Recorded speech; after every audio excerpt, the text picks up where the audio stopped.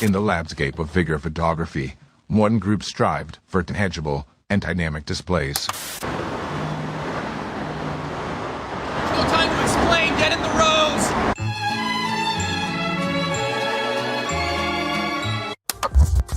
Y'all ready? Yeah, let's go. We are live, Bug. Oh, we are live. Yes, sir. We're officially back at it.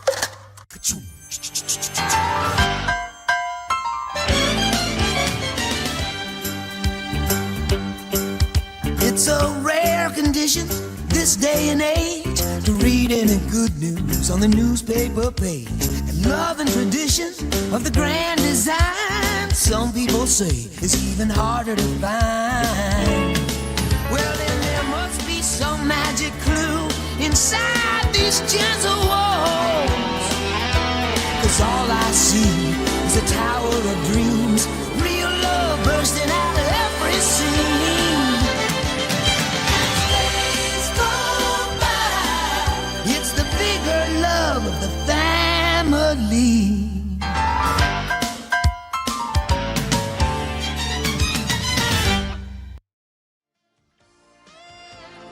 The Articulated Comic Book Art Podcast is filmed in front of a live virtual audience and is funded in part by viewers just like you. Thank you.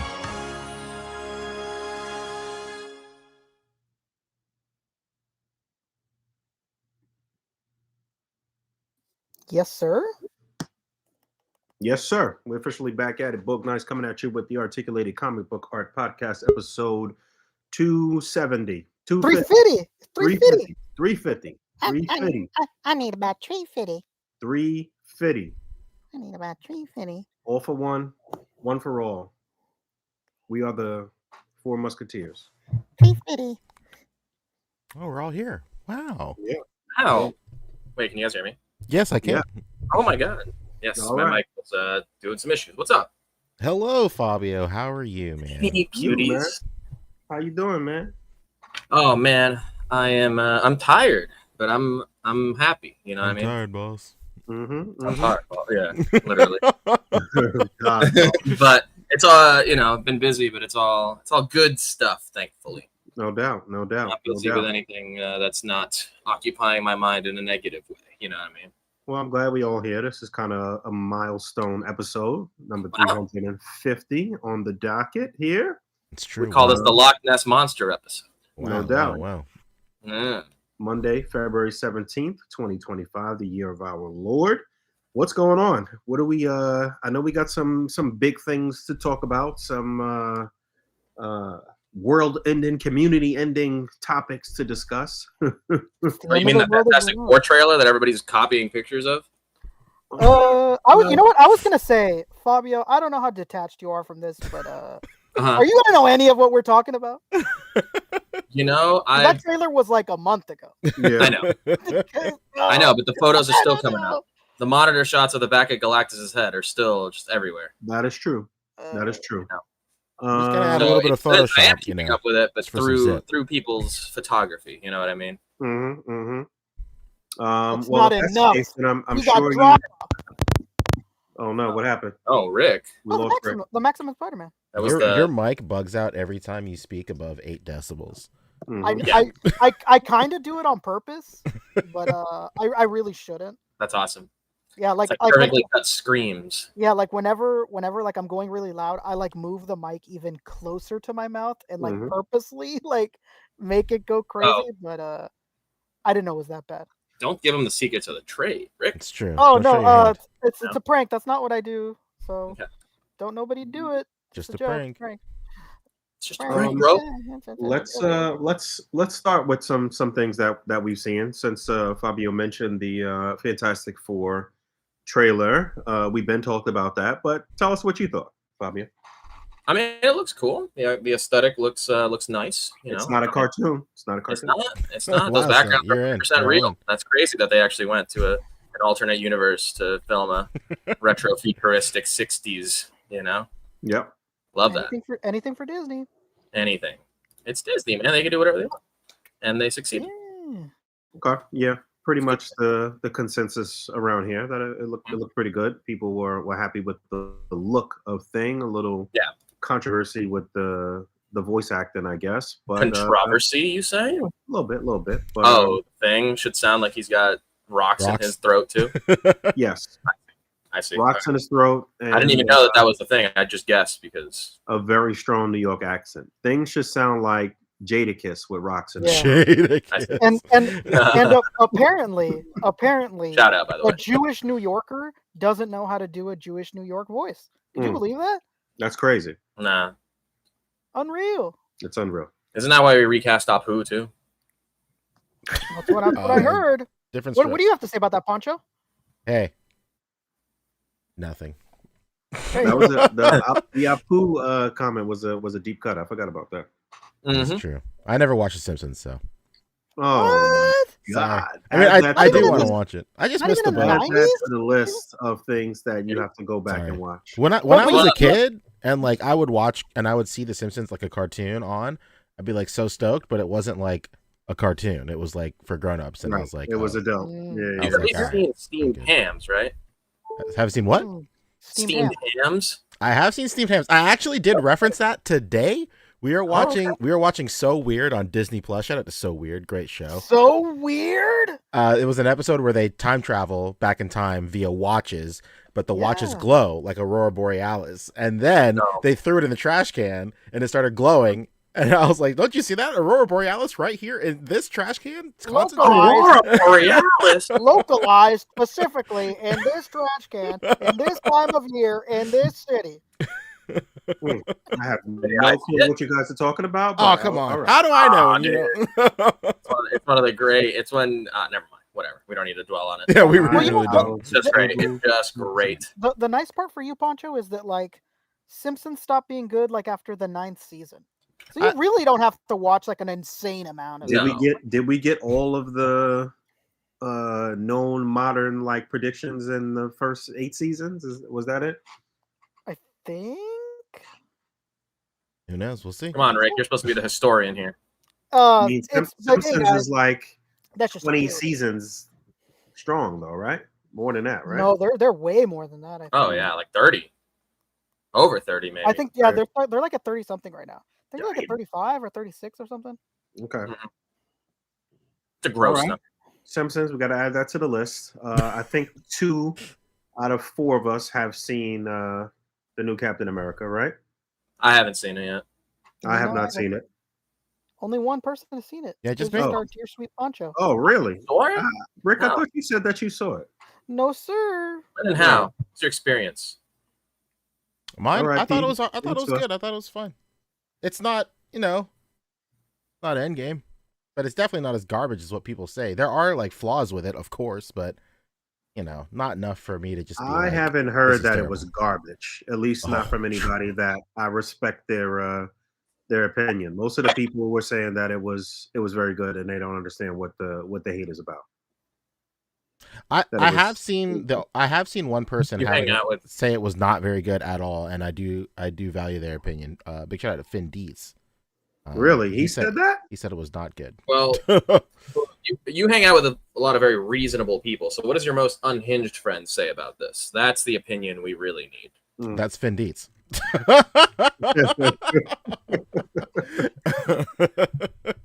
He's the only other person that I consider a friend that has seen it. So he's the most reasonable and unreasonable person who's seen it. But I thought it was all right. I mean, what are you gonna do? There's like some funky CGI or some funky green screen at the very end. But like, you know what's crazy? Like whenever I see like really bad green screen, like in movies like that, all I can think about is like, what was this supposed to be? Like, what is this reshoot replacing? Like, what was really supposed to be here? So like that, that is like where my mind goes with that. Yeah, kind of I had all intention on waking up early and seeing it today for a matinee, so I could talk about it a little bit with you here, but that didn't happen. That's but yeah, I want to check it out. I heard some comparisons to Winter Soldier and saying that it was like, in that sort of same vein, even though the Russo brothers did not direct this new Captain America, but that it was, that type of espionage kind of thematically. I would say, Yeah. Sure. Ranking wise, no, but thematically, yes. All right, fair enough. Where we at on Spider-Man? Everybody caught I up? finished it. Yeah. Finished it? Wait, no, it's not over. The cartoon. It's not over. There's 3 more episodes left. There's The 3. I cartoon thought there was one? only 1. Yes, it's a cartoon. No, it's 3. Oh yeah. Let's go. Not been checking that out. The art style looks wonky to me. The art style or the animation? I mean, The animation, the art style. I mean, the animation is weird. There's no animation you like and watch. That's true. So, I mean, No. take this the wrong Maybe I'm not way deep when I said authority, it but it's doesn't got hold a lot of weight. it's got Yeah. MTV Like Spider-Man Alien. vibes. Oh no, not that bad. No, Get it's out not of that bad. here. And sorry, Yeah, you- well, You should watch episode, just even if it's on mute. Just watch it even and if look it's at on it. it better be an exact adaptation of the particular comic runs that I grew up with and am familiar with to the letter. And if it's not, it's garbage. oh, Pancho, I was wrong and you were wrong. It's 2 episodes left. Okay. Not 3 and not 1, baby, but 2 of them. I thought this Wednesday Are was they would be the dropping one last at a time or what? No, they've been dropping in bundles. They've been doing 3. 2. Bundle, you say? 2 at a time, right? No, 3. Oh, okay. That's why I thought the last were 3. But I was wrong. There's only 2 left. 10 episodes. But one They're day of separate. releases left. That's what I. Yeah, 1 day of releases, baby. That's for sure. I see. Okay. Yeah, it's this Wednesday, the 19th. Well, that's exciting. This I'm very Wednesday, my excited. dudes. That show went from being just okay to being really good, like in a matter of like show's good. 3 episodes. Like Dude, it just it's just really good. it just started Great. popping off. Nice. Okay. I like that. All right. Where we want to start with news? All right, you know where we're going. Let's talk this. Yeah, this come on, man. one. Let's What are not we doing? pussyfoot around. Let's I- not fucking dip our big toe in the pool. Let's dive in. Are people mad about a Spider-Man release or something? No. A little bit. Could they be? Could you? And here's the kicker. It's Legends related. Wow. Ooh. I've never heard of such a Unexpected. thing. Unexpected. Very surprising. Okay, so Bug, take it away while I pull up the screen share. Let us let people you know got what's it? Okay, going cool. on. Oh, do you want to do it? That's cool. I too. mean, I could. Is this the one? The Maximum series? I mean, I know it's the one. I'm just. So yeah, we've been hinted at this being a thing for a while. We knew at least maybe like a year ago that we were going to get some type of ultimate sort of deluxe released Spider-Man from Marvel Legends. I think it's probably been about a year, right? I think so. And to be fair, you've been asking the Legends teams about this for years. Yeah, And for years. quite a while.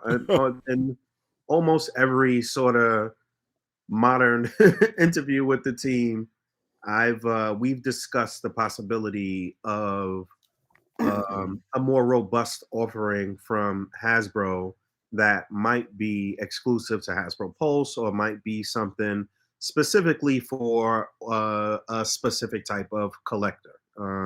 Something that may be more premium, feel more premium, have a lot of accessories and heads and hands and the whole 9 yards, and everything that everybody's been complaining that there's been a lack of in the regular releases. This is something we've gone back and forth with them over for a while. And I want to say that I feel like a lot of collectors were really receptive to that and was telling Hasbro that they would want that and that would be a good thing. It would be somewhat separate from the line.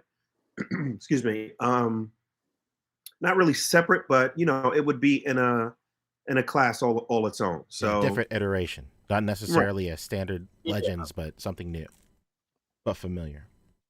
Almost like a sub-line, like a line within the line. Some might say a deluxe version. Yeah. Sure. So, a few, perhaps? A true deluxe, because A maximum offering of sorts. Yeah. Oftentimes we see perhaps the deluxe. first of an entire series of. I hope so. But yeah, oftentimes we see something that's labeled as a deluxe offering because it might be a bigger figure, but it leaves a lot to be desired or a bit to be desired in terms of what's packed in with that quote unquote deluxe offering. So anyway, finally we saw pictures and stuff of this guy. I think last month for the first time they showed him, if I'm not mistaken. Has it been a month? Yeah. Yeah, definitely. I think so. And then everybody was, speculating about the price and how much this might cost. We pretty much all agreed here on the show a couple weeks ago that it was probably going to be about $50, but that we thought the sweet spot would probably be like $40, $44 max, basically. If they were to do that, then it would probably be less, uproar, crying and complaining about the shit, basically. But the day before it was the pre-order went up, there was a leak, I believe, of somebody who contacted Hasbro Pulse, right? Yeah, It was in a the comment. comments. It was in the comments of Hasbro Pulse. Oh, really? Of the Instagram? Yep. Wow. Okay. And then Hasbro Pulse responded with the price. Yep. That's exactly what happened. That's strange. Okay, that's strange. Let's I be clear, didn't it was realize. an intern Yeah. that Yeah, had a that's what hold it of the account. Yeah, it had to be somebody who was controlling an account for a few hours and screwed up. But anyway, so we knew the day before that it would be $49.99. I'm sure there was quite a few people holding out and just hoping that that wasn't true and that it would still be cheaper. And but no, it wasn't. $49.99. Deluxe Spider-Man offering. We went over everything that was packed in for the most part, but I guess we could go over it real quick if we got a layout of all the accessories and there you stuff. All right, so you get 3 heads, or is it only 2 heads? Is that one head the same head there? The mask head? It says 2 alternate heads. Okay, It's so slightly different. okay, so 3. So you do get 3 head sculpts, 1 unmasked head sculpt. You get 2, 4, 6, 8, 10, 12 interchangeable hands, 2 long web lines, a couple of different or 3 different web effects, and you get spider sense effect. So this I feel like we went over this, but this is more than you would get with the Mafex version, right? No. No? No. Love it, that's the first thing. If we're doing 185, if we're doing 185, yes. If we're doing the original 75, no. But But it's comparable. But it's comparable either way. Say it again. I didn't get that. I said if we're doing the first Spider-Man from Mafex 075, Okay. then no, it's not more. But it's very comparable nonetheless. But if you're doing the smaller box version, then yeah, it's about the same. Actually, this has more because of the maskless Peterhead if you're doing the 185. Okay, But, so the smaller box version, though, they updated some things on the figure. They updated the paint. Yeah, it doesn't chip, and it doesn't have the Peterhead. But to be fair, let's be fucking fair here. This Peterhead is terrible. I mean, we told Adam it's terrible. He knows it's like goofy. So I don't even know if I count this Peterhead. That thing is twacked out. So Peterhead? I don't know. I really don't. I'm not sure. I forgot or something. Like cool. There's been mad times where we have said Can't something see the Peterhead in the photos. crazy, and then when it's in hand, it actually looks a little better. But yeah, I'm not loving the way it looks right now for sure. And correct me if I'm wrong, but I also heard that on the stream they mentioned that this is the most amount of web pattern they've ever printed on the figure. Yeah, but the complaint still is that people don't care about it being a lot of web lines because it's not sculpted lines. Yeah. I think this was, I mean, if it is indeed supposed to be sort of their answer to the, the lovingly titled McFarlane Spider-Man from Toy Biz, which is actually not McFarlane, but that's just what it's called. Then yeah, that one of the things that sets that one over the top and was the sculpted lines and everything. So that would have been cool for sure. But then this is how we move the goalposts. The next one, the even more maximum version, will have that. Right. And it'll be I saw somebody comment that because I had said something about the this being a new body for Hasbro, that they built a new body, and then I forget who it was, but they said something to the effect of um,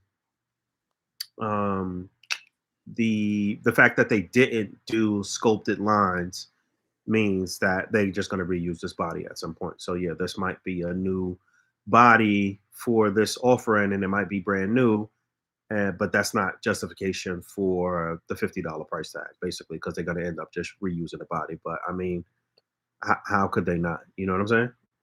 Well, here's the thing. When they first like brought up this body, the whole point that they made was that like, hey, this price is going to go up. This is a brand new mold. We built this from the ground up, et cetera, et cetera. That all really goes out the window if next year they use this body to make a Daredevil, let's say. Mhm.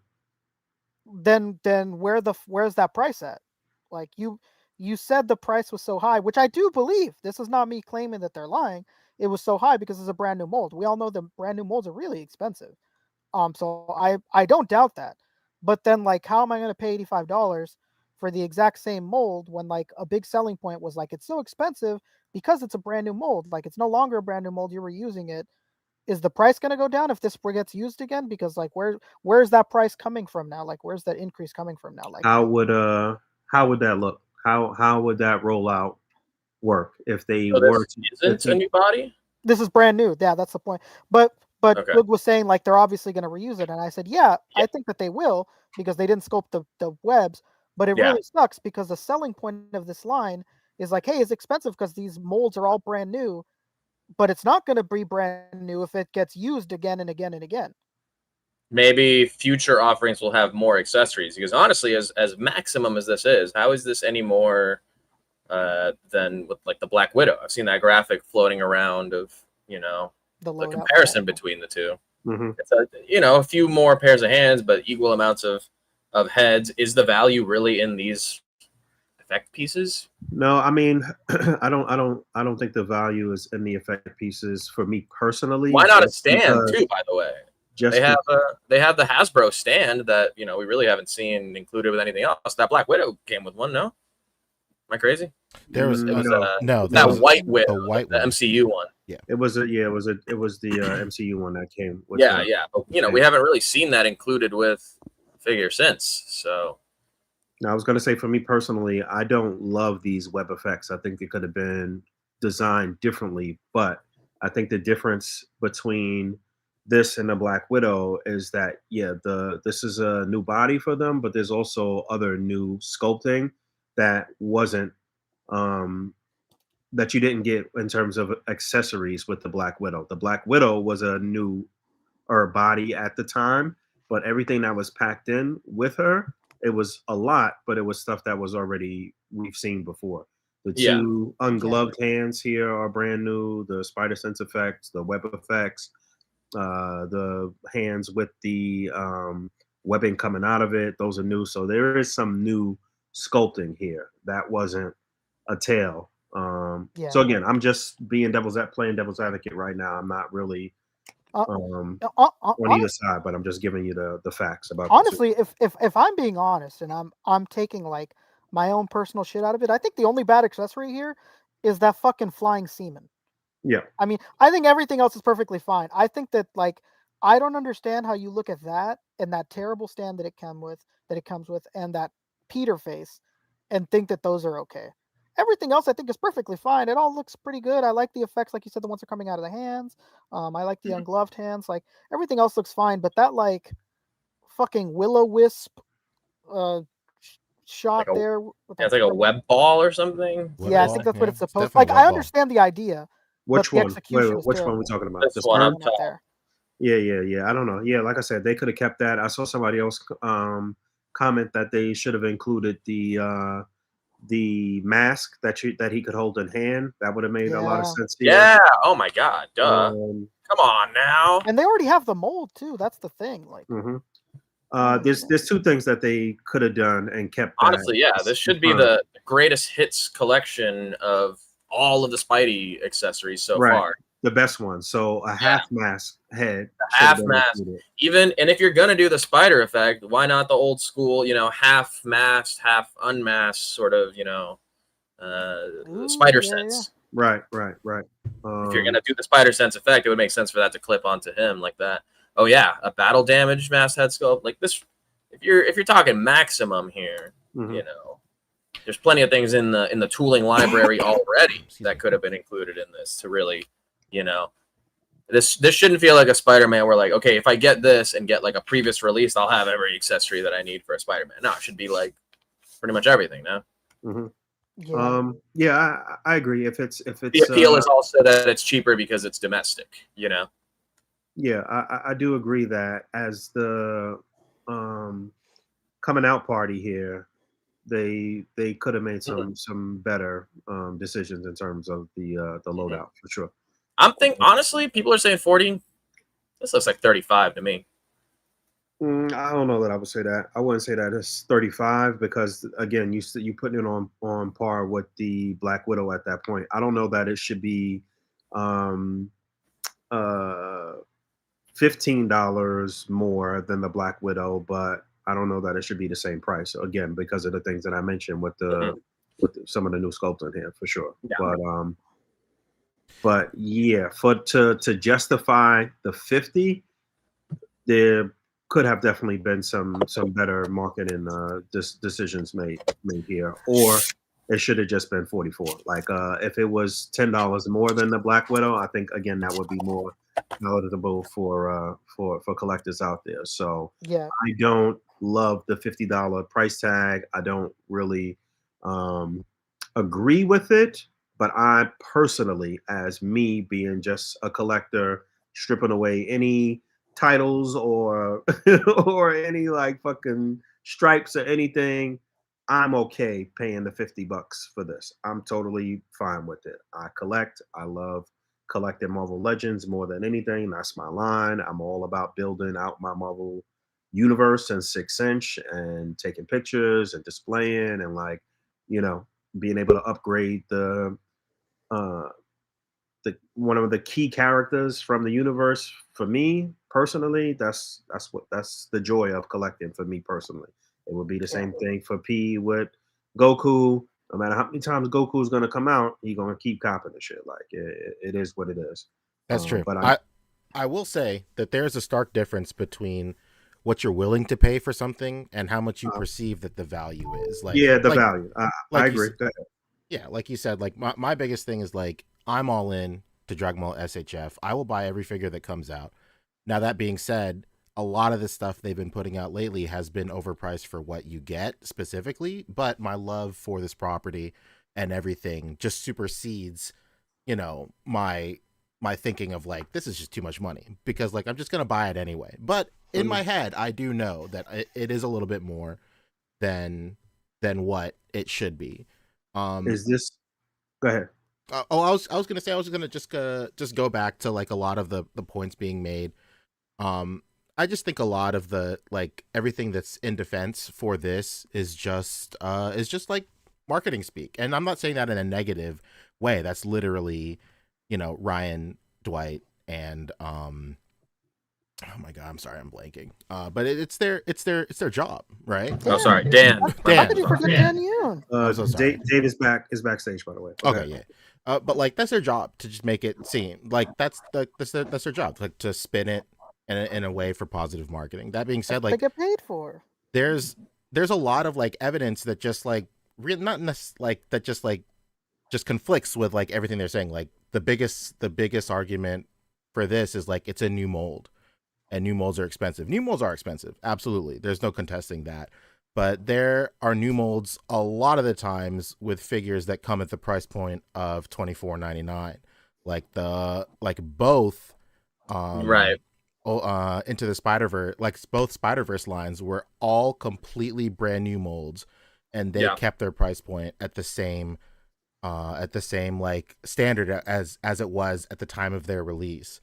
Now that being said, like they probably did the math. Like it probably just makes more sense. Wait, hold on. Didn't those go up a little bit though? Weren't those a little more expensive though? No, they were $25, the same as every other $24.99 that was coming out.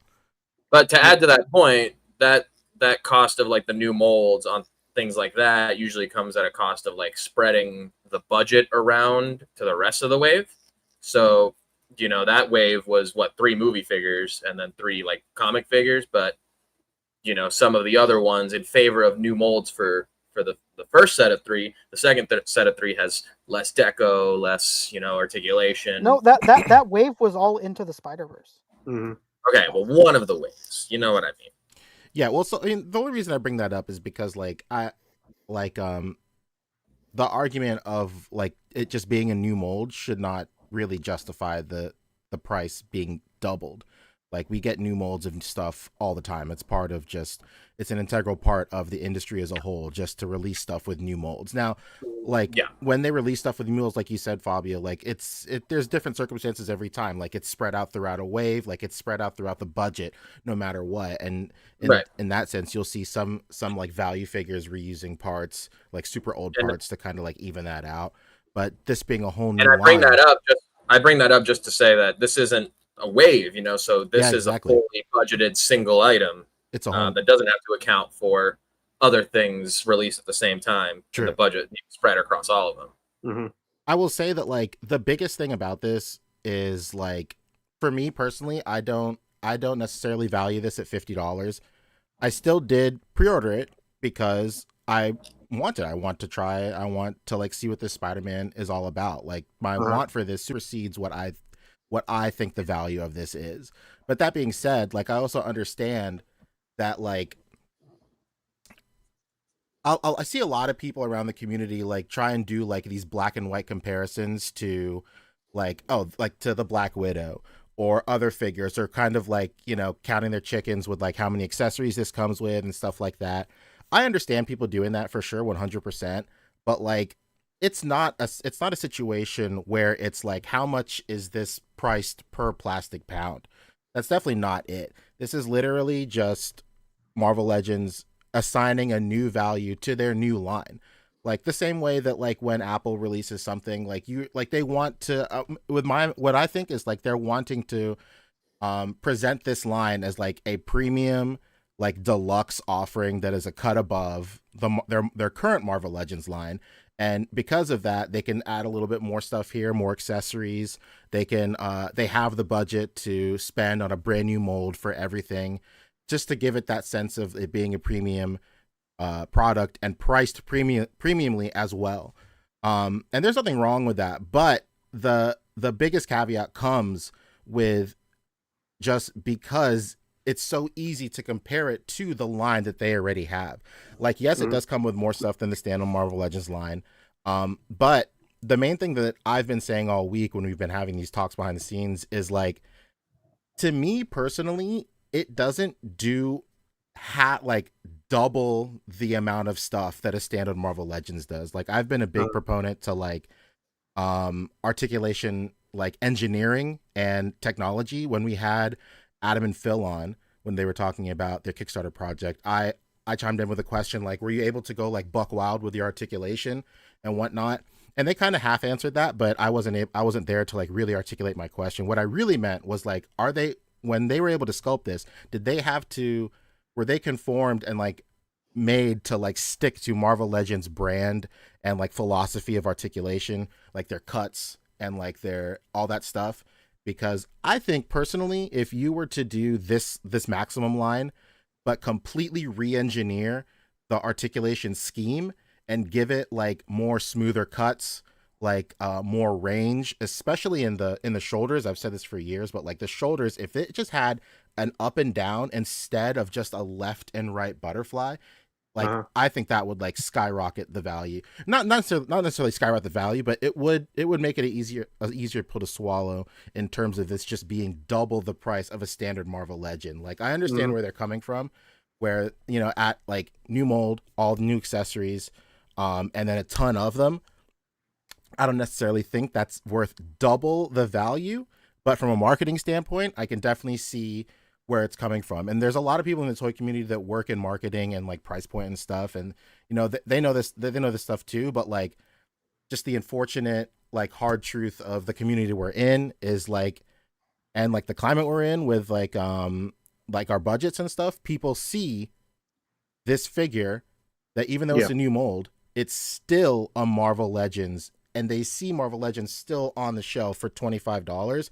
And, you know, expectedly, people are kind of like left scratching their head, just going like, why do I have to pay $50 extra, like 25 extra dollars for something here? And like, naturally they compare it to other offerings like the Black Widow that came with a comparable amount of accessories for a much lesser price point. So bottom line is like, I understand where people are coming from both sides. I personally don't think it's worth $50, but I'm curious enough and want this figure enough to justify spending a little bit more than I would be comfortable with, because I'm just curious. I just want to see what it's like.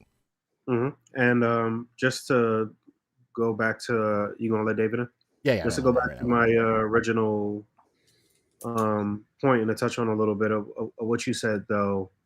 I don't think this is for everybody. That's the whole point. That was the whole point of that is true. Of me asking multiple times if they would do something that was a little more premium and for a specific type of collector out there. This is not necessarily for everyone, for one, because maybe you don't have the disposable income to throw down an extra $25 on one Spider-Man. And maybe you're okay with the Amazing Fantasy 15 Spider-Man that we just got. That is still pretty fucking good. And even then, Boog, I don't even know if you're right, because this shit is sold out everywhere. Right. It's sold out everywhere. And then there's that. So it's just I never expressed, but I don't like this price. But I'm the minority, because this shit is fucking gone everywhere. I heard that they restocked it today, and it like immediately sold out again. I mean, is this one of the moments where Marvel Legends collectors should be saying, "Oh no, we not dealing with this," or is this exactly what they asked for? Like I don't understand. It's a bit of both, because I'm a member of this podcast, and I'm one of the people along with you guys that always ask them like, "Hey, when are we gonna get more accessories at a higher price?" Right. And it is what we wanted, but not like this. I just think that seems to be a running theme, though. We always get, we're asking for these things, and then as soon as we get them, people complain, like a Giant Man, or not even Giant Man, a Haslab at a lower price point, with perhaps fewer offerings. I don't know. I think that's just that particular thing, or whatever that is just indicative of just the Marvel Legends community. I think each collector brand in each community has their thing that is just insufferable, and that is just what it is about the Marvel Legends community. That like bum ass behavior, like really, just to be perfectly honest. And like I said, what can, like, even if we had the big three here, even if we had Dwight, Ryan, and Dan, what the fuck could we say to them? It's gone. It's sold out everywhere. It's reselling right now. Like, what the fuck could I tell them? Like, yo, man, you fucked up. I don't want it to be like this. I just think, gone. Like, I don't know what I can even say. From a marketing perspective, if I was in charge of the like loadout of this shit, I think I would have been able to finesse this where more people, or where less people would be complaining about the shit. I just think they made some mistakes here in the loadout. And if it was a couple of different things that weren't there, and some things switched and some things added, that it might be a little better. But you might be in the minority there, because it is sold out. It's sold out, bro. Like, the market has spoken. The price is what it was, and it's sold out. And if there was a restock and it sold out again, what did they do wrong? Yeah, that's what I'm saying. Like, I agree. I don't agree with what it comes with, the price, but like, what could I say if they were here? Hey, Dwight, this is fucked up. It shouldn't have been this. Yeah, I'm the problem. And it's not even that you're the problem, Rick, because you're a collector and you've been loyal to this line for a really long time. Yeah. The reality is that I would feel differently if the $49.99 price point was a price point we had never seen before. It's already an existing SKU. So it's not like they came in with a brand new number. We already have Legends that cost $49.99. And while granted, you can make the comparison of, well, Phoenix comes with this, well, Ghost Rider comes with this. This is what people have been asking for, and it's a premium version of Spider-Man. Spider-Man doesn't come with a motorcycle. Spider-Man doesn't come with a Phoenix effect. Spider-Man comes with a bunch of hands, multiple heads, these new web slinger hands that web shooter hands that we've never gotten before, and all this articulation. The toes are there, the shoulders are there. We gave you what you wanted, and it's at a price point that should not necessarily shock you because it's a SKU price point that we already have. And at the end of the day, like Boog said, it's either for you or it's not, because there are many other offerings of Spider-Man that are at that $24.99 price point that are pretty damn good. Well, I'll say that I think saying that $50 shouldn't shock people is a little strange. I think shouldn't shock. You got to say the full sentence though. Shouldn't shock people because we already have legends that cost $49.99. Well, that's true, but the legends we have that cost $49.99 come with like big stuff. Like I but also they're within the Marvel Legends line. This is a subline of Marvel Separate line. They introduced an entirely new line at a price point that they know consumers will already pay for. And again, it's not for everyone. If this isn't for you, it's not for you.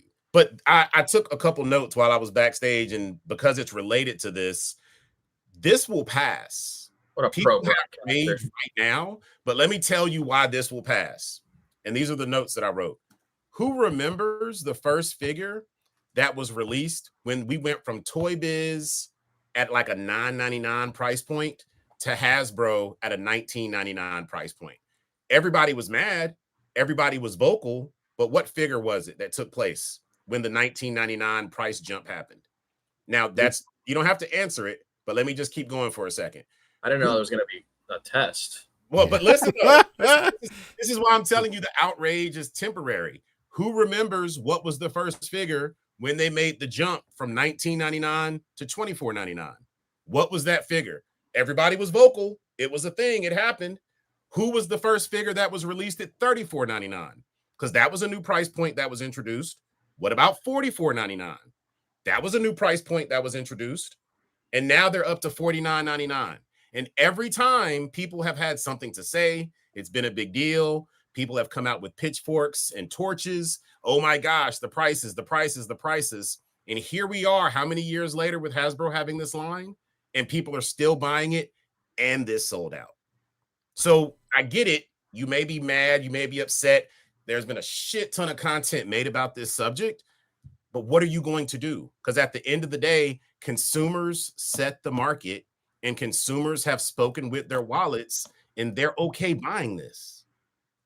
I think the main thing that a lot of people are upset about is just like the behind the scenes of like what this really means. Like for years we've seen Hasbro not necessarily nickel and dime, but like they've taken away stuff while increasing the price point, almost as if they're just testing the waters in terms of what they can get away with at pricing these things, and like taking stuff away. How can they min-max their products, and what are people willing to pay? And I think that's why people are a little bit upset. I understand that even though if you're upset, the corporate wheel keeps on turning for sure. I don't think people that are upset like necessarily believe that because they're mad things are going to change. They're just upset that something is expensive and it's just out of their, not necessarily out of their budget, but like it's just surprising them. So like at first, it's not out of their budget. It's perfectly within the budget. They're just mad about it. Yeah. And at the end of the day, this line, shit, I don't even know if I could say this. This line stopped being for non-collectors a long time ago. Right. So the fact that they're doing things like Haslabs, the fact they're doing things like a new premium line, that's with the evolution of this line being for collectors. That's also what the evolution of collecting in general and everything being damn near premium item. Yeah. You know what I'm saying? We drove the market as collectors to be this prestigious, kind of almost elitist, like premium shit. You know what I'm saying? By the market being flooded with so many great products, and obviously that is going to cultivate competition and all of this posing and all of these displays and all of this, and this figure can do this and that. Like, that's what it is. We created this whole reality that we're in right now. The collectors, the display artists, we are literally getting what we prayed and dreamed for as young little collectors with like 5 points of articulation figures that we was collecting and shit. Like, this is it. Like, all right. Listen, I totally buddy, understand that for sure. Being held up to my actions. I totally understand that for sure. I think people are upset because, yes, like of course the community and like the hobby moves towards more premium products, but a lot of people are just felt a little let down because this necessarily doesn't feel premium. Doesn't feel premium. Okay. It doesn't necessarily feel as if it's there you go. Punker worth figured it double out. the price. But doesn't feel premium compared to what? Compared to a $25 Marvel Legend, compared to a $25 Black Widow that came with just a couple of accessories shy of what this was. So even within its own line, competing against itself, I think the fact that it's its own line doesn't really hold a candle. I think Poncho's made a great point. But yeah. I just want him to expand on it. This Spider-Man that nobody has in hand yet, that is what, $10, $12 more than their best female, $15 more than $25 more. Yeah, Black Widow was $25. Black Widow was $25. Black Widow wasn't $25. Yeah, it was. Yeah, it was 27, maybe. Black Widow, I believe it was $34, man. You can check it, but Black Widow was $34.99. The Black Widow that came with 2 heads was $34. Yes, 3 heads. So that was a deluxe figure at a price point of $34.99, $35. But it was only premium because he was part of a special program, the Avengers Earth's Mightiest thing. You know? Nope. Those the 80th anniversary, the first 10 years of MCU, all that is the same figures, $10 more expensive. Dude, people are saying it was $28. And remember, everybody got that shit on clearance. That shit was being clearanced out at Target. A lot of people got it for like $8. And guess what? I'm one of those people. Yeah, it's me. People in the chat are saying Black Widow was $29.99. I think no. One person said that. On your Target. I don't know what tax bracket you're living in, but my Target at the time, it was $27.99 for sure. And I passed on that. It wasn't until Art with Toys found like a grip of them for like $8 each that I was like, yeah, sure.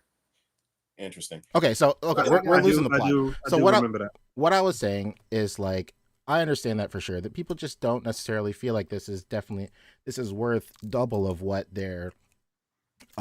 is comparable to close to double. I'll say, I don't want to speak like in black and white, but like close to double of what they could buy comparably at a price point of like $28. But what I'll say is like you said, like it's of course, like you want to move the needle as the line expands, for sure. Marvel Legends, as it grows and grows, and as it becomes more and more obvious that while children do still collect this line, children grow up and they turn into adults and with become adult men money. children. Exactly. So, but the biggest thing is like, yes, they do move the needle in some points, but like sometimes it really just doesn't feel like the price point really reflects the needle that's being moved.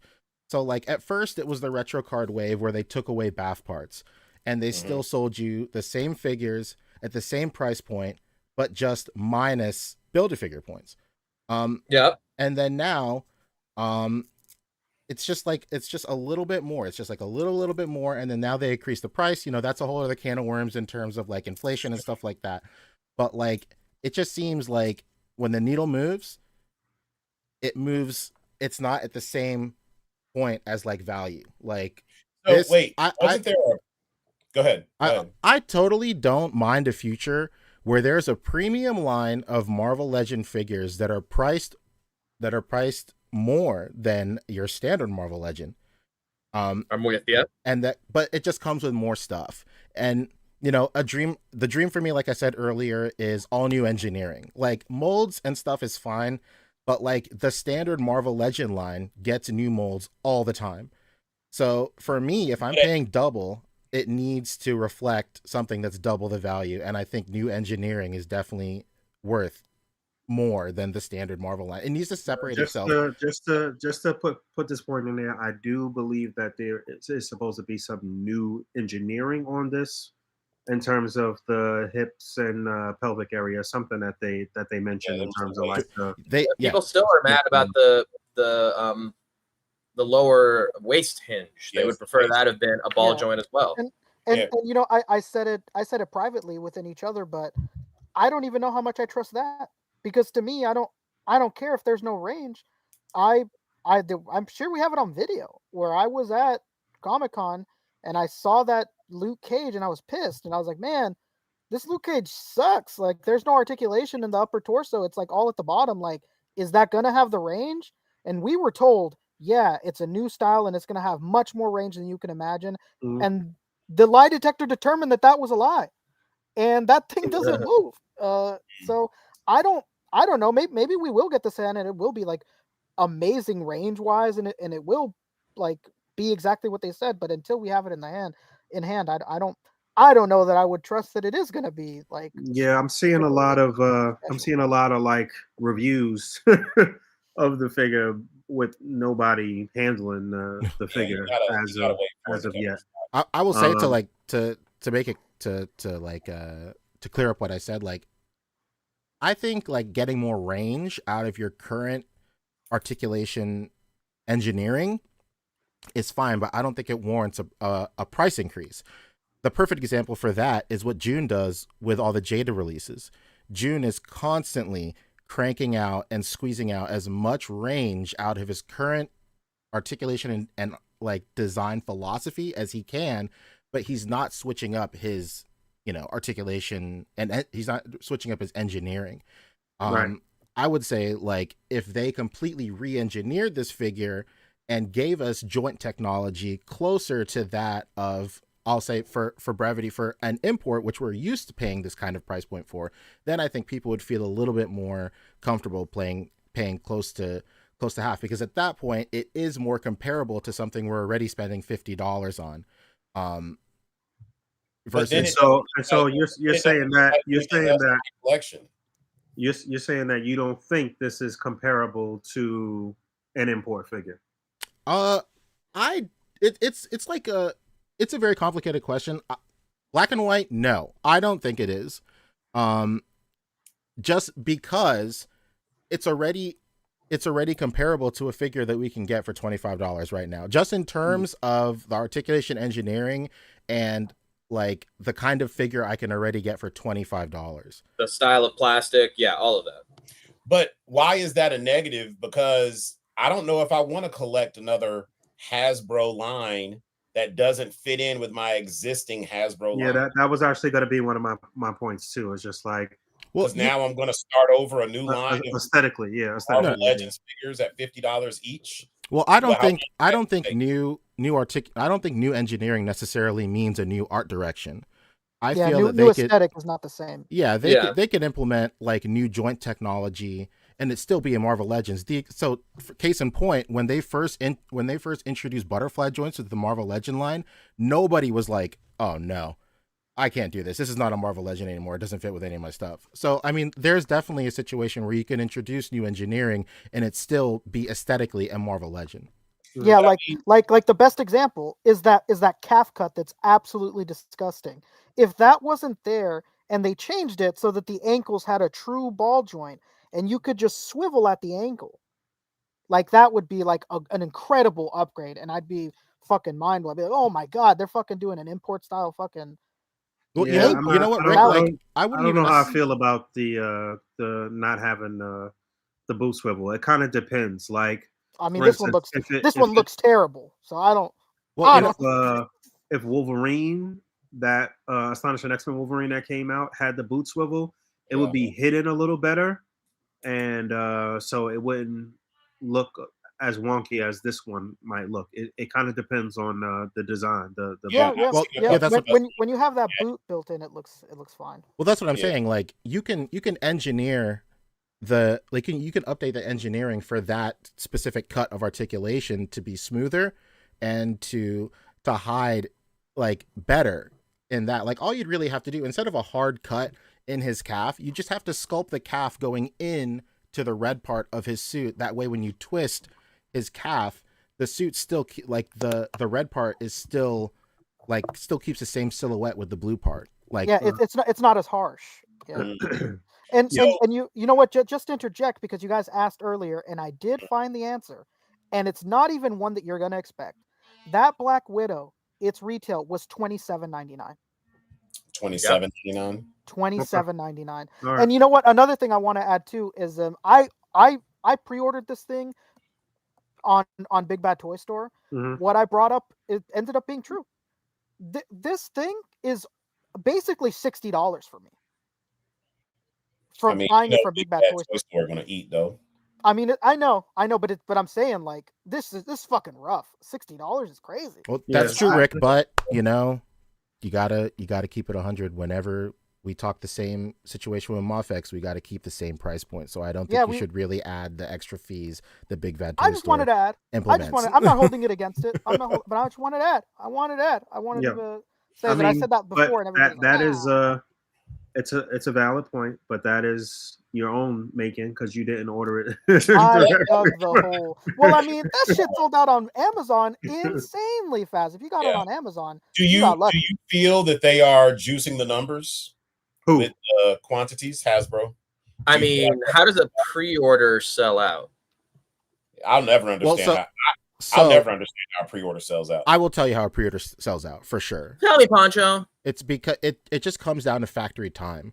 Like they already have a set schedule of what is going to happen. So say, for example, that they have their year planned out and then they set their factory time for this Spider-Man, for example, in like April.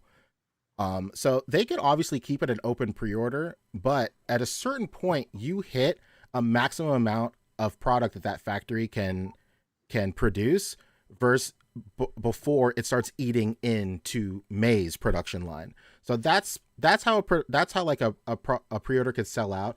Alternatively, they could cut off the pre-order, they could make a new pre-order, but it comes out at a later date, which is what Premium Bandai does with some of their stuff. But just keep taking orders. Keep the pre-order open, produce as many as you want, and then when your factory time allows, you make the next set of orders. Well, yeah. I mean, that's definitely possible. I mean, it must be this simple. What am I, an economist? They would have to cut it off, and then they would have to explicitly open it back up and say these are still pre-orders, but they come out like January 2026 or something like that, for example. All right, so where are we? Let's take a tally here. P, you say not worth the price. Not comparable to the import, right? Yeah, you can say that. Yeah, for sure. Just to put it out here, right? Yeah. Go ahead, put them side by side. Dave, what you say? Not worth the price. Not comparable to the import. I'm good. I ordered it. There's no shock here. I have $49 Legends in my collection, and I have $100 figures in my collection. But do you think it's worth it? I mean, I ordered it too. It's worth it to me. Okay. Because this is like, there is no current Spider-Man in my collection that has this much articulation, and I have a shit ton of Spider-Man. And so it more seems like this should be the kind of release, and maybe this will be, what this line entails, but it feels like this is the kind of thing that should be evergreen. They should kind of always be producing these, having them in stock, because there's always new fans jumping onto the line, right? And it's hard. You're going to get this figure a lot. It's hard to Spider-Man in every color of the rainbow. It's hard to even argue with you because if you go to Target right now, they have an evergreen MCU line. Exactly. So, yeah. I mean, I'd love it for there to be something like that comic book wise. And I mean, what could they say? They don't think it'd sell? This thing fucking sold out 2 days in a row. Yeah. It's crazy. Well, I don't think you could make something like this evergreen right now because then the marketing strategy would not work. Like, of course. If you could just continuously pump out this figure at $50, like then it just devalue. Then to me personally, I would imagine it would devalue the product. I think the fact that it did sell out, obviously increases the value for a lot of people via FOMO. So like, a lot of people are just suffering from FOMO right now, and then now like a lot of people who were definitely like not gonna get it are now kind of on the fence, and people that were on the fence are kind of just like hitting themselves for not getting it. So the fact that it sold out is definitely a marketing tool for sure. Now, to what David said, I don't know if they're necessarily fudging the numbers. I don't think that they're sitting there and they're pushing a button to like prematurely say it sold out or anything like that.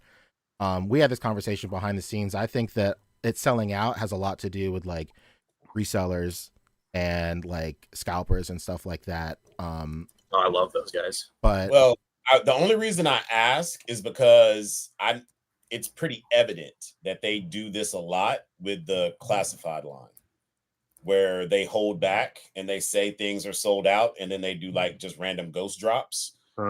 They did it with what was the truck called? The Vamp? Yeah, they did it with the Vamp on Pulse. They've done it a couple times with a few different figures where it'll be sold out on Pulse and then it'll just show up randomly. And a lot of people have accused them of doing this to like control the hype. I don't know. We'll see. Like the fact that Rick said this went back up again, I don't know what that means if it went back up a couple days later. Because I don't know. It could have been people canceling their orders. Yeah. Well, I mean, there's definitely a situation where companies put out pre-orders in waves for sure. Like they won't just like throw out their entire allotment all at once. Like they'll spread it out just to combat, scalpers and bots. Like bots is like a huge thing now. It happens with it happens with other figure lines. It happens with like cards. It happens with other stuff. Sneakers. That's where it originated. One thing that we didn't touch on though throughout this whole discussion so far is the premium that the Marvel Legends team has to pay to Disney and for the licenses and stuff like that. We talked a little bit about that. Well, that's not sexy, but we don't really want to talk about that. Yeah, we talked a little bit about that in private, but yeah, that is a factor in ever increasing prices here. But you get it up to $50 though. Like, have they come out and said that Disney is taxing them more now? I mean we don't know. We don't know, and we won't know. We'll probably never know that information. Yeah, we won't know those intricacies. One thing I did want to talk about, and P and I talked about that. Well, we all talked about it, but P and I were going back and forth about it. Is how much are we to blame for where we are now with the current prices, based on how collectors act buying things that they want or that are hard to find on the secondary market, like aftermarket prices. Yeah, I'm tired. Well, that's a great point, Walton, because I'm tired of suffering for the sins of my father. Yeah. Like we talked about in earlier, David. Like I definitely think that aftermarket prices do play a part in the price point of new products moving forward in a line, and like maybe reassessments due to inflation and stuff like that for sure. But I don't think it's necessarily as black and white as a $25 figure sells out, they're reselling it for $50, and then now they're like, oh tight, let's do $50. I think like it definitely happens over a period of time. But I don't know. I just don't know if this is a situation where they saw a lot of, I don't know, like the situation you're suggesting is they see a lot of Marvel Legend figures resell for, 60, like between $50 and like $70, and they're using that as data to get to a $50 price point. I mean, I would imagine that's definitely part of the equation, but I don't know like how much of it is, And the reason I brought it up is because I feel wholeheartedly, without working at Hasbro, I feel that them monitoring the secondary market is what caused the shift in how they do Build-A-Figures as a deluxe figure now. Because Build-A-Figures are included at a $25 price point, and then they were seeing for a decade, longer than a decade, that people would take all those included parts and then flip them for like $85, $90. And so I'm sure when that made it up the ladder to whoever's in charge at corporate, they were like, wait, they're reselling those parts as a completed thing for $80. We wouldn't even sell it for that much. Well, how much would we sell it for? I don't know, $49, $50, $55. Okay, do it. Re-release it and let's see how it does. And when a new release of an old figure comes in cheaper than what it is on the secondary market, it was a successful pricing strategy. And now we're seeing that they're actually starting to phase out Build-A-Figures and go straight to deluxes. And to me, I attribute it to the secondary market. And you can look online right now, and there are Spider-Man figures. Like I shared some screenshots with you guys where there are figures that are not this figure that are reselling for like $60, $70. Yeah. People successfully are reselling this figure right here, this Maximum Spider-Man right now on eBay for like $80. $80, yeah. Well, I think the biggest reason behind all that is because it's a issue of supply and demand. People are willing to spend more on a figure that is not obtainable through normal means. But the biggest difference between something like that and in a secondary market of buying an old figure at an inflated price versus this is available now. If I wanted I'm not talking about when people sell Build-A-Figures, that's like the common going rate now. Like you don't have to buy an old Build-A-Figure at $75, $80, $90. When the wave is dropped, that's the like going price for a complete Build-A-Figure is in the $80 range, real time figures on the shelf. True. I understand. Okay, I understand what you're saying. But that's a little bit different than a figure, I believe, because people, when they come to that price point, they're kind of it's different math because they're doing math versus how much people are willing to pay, because they don't want to buy the figure as a whole, how much they're willing to pay for the Build-A-Figure themselves. It's it's like apples and oranges, I believe, when comparing the situation of a Build-A-Figure to like how they're arriving at $50 at this specific Maximum Spider-Man. I was just attributing that all to say that in my opinion, they watch the secondary market, they see what consumers are willing to pay for their product, whether it be in real time, as we're seeing with the current $80 price with this on eBay now, or after the fact, and they're recognizing that the terminology that would be used in a boardroom would be, we're leaving money on the table. Oh, well, yeah, absolutely. I mean, the bottom line for Hasbro is they're just trying to see how much they can charge and spend as little as they can for producing. The bottom line is the bottom line. Oh yeah. How crazy would it be if they were transparent about all this though? And you talk to them and they're like, well, we've seen people reselling the Renew Your Vows Spider-Man by itself for $50. So we thought that we'd give you an opportunity to do that. Yeah, that was the other thing I wanted to mention when P was talking about that's why I thought about the licensing thing when P was talking about June and Jada. Jada. And Fabio, you just reminded me about something else. What did you just say? I'm sorry, man. That's a great question. He said, "Renew your vows." Fabio was saying that Renew Your Vows Spider-Man is $50. Oh, if they were transparent about it, be like, hey, we see people selling it. We'll never have that with Hasbro by itself for $50. So here's a Spider-Man for $50. Yeah, we'll never have that with Hasbro again because there is that buffer, and this is a corporation, and like June is the projects, like what I'm saying, like Hasbro is Beverly Hills and shit, like what I mean, like June's gonna be closer to the ground up movement and to the streets, and like so it's a totally different situation, and I'm not even talking about in quality or anything like that. I'm just saying in terms of like not being corporate basically. So yeah, I want to say the chat has been insanely active tonight. We had Shartimus there at one point for a while. Shillamus Prime. Oh yes, you and Shartimus were stars today of a video. Yeah, for sure. But we also more important than that weirdo's video is we had many super chats. We had many super chats, and I want to get to them before we keep getting ahead of ourselves. Well, I'm assuming that people had comments and questions and things. So yeah, I'm eager to hear what everybody has to say. The first super chat celebrating his 20th super chat. What a guy, Tiny. From Tiny House. Ever heard of him? Puddle jumper extraordinaire. Yeah, baby. Pro puddle jumper. Tiny says, Copped 3, no questions asked. I can see them run Let's go. wild with this line. That's Only time will 150. tell what they can add to really bring this line home at the $49.99 price tag. Yeah, I wonder, Tiny. I wonder because there's been rumor that Hulk is going to be next. Is Hulk just going to be $50? Is it going to be more? It's a Yeah, interesting time. that's the thing that I'm like really a little concerned about. Yeah, you because should be it's just concerned. is it all going to be in the $50 price range and they're just going to figure that shit out, or it's just like Maximum line has no limits, like you never know how much this shit's going to It's cost. Maximum. Shout out to That's gonna suck. Limited. I'm gonna be honest. So I want to go back a step because that's a good question, Tiny.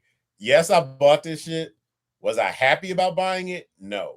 We had already said on a podcast that we thought $44.99 was a better sweet spot price. Yeah. I know we're squabbling over $5, but that was still what we said. We all felt like that was a sweet spot.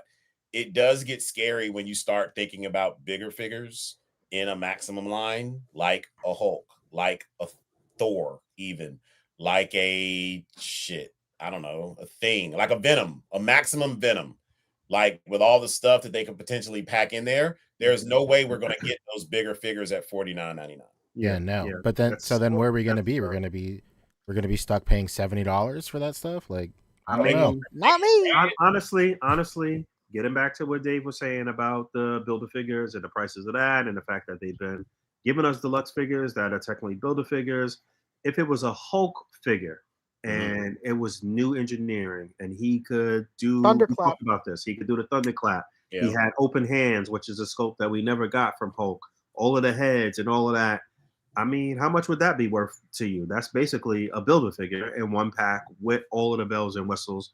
How much is that worth? Is that $100? No more than $49.99. How much? How much was the re-release of Venom Pool? Yeah.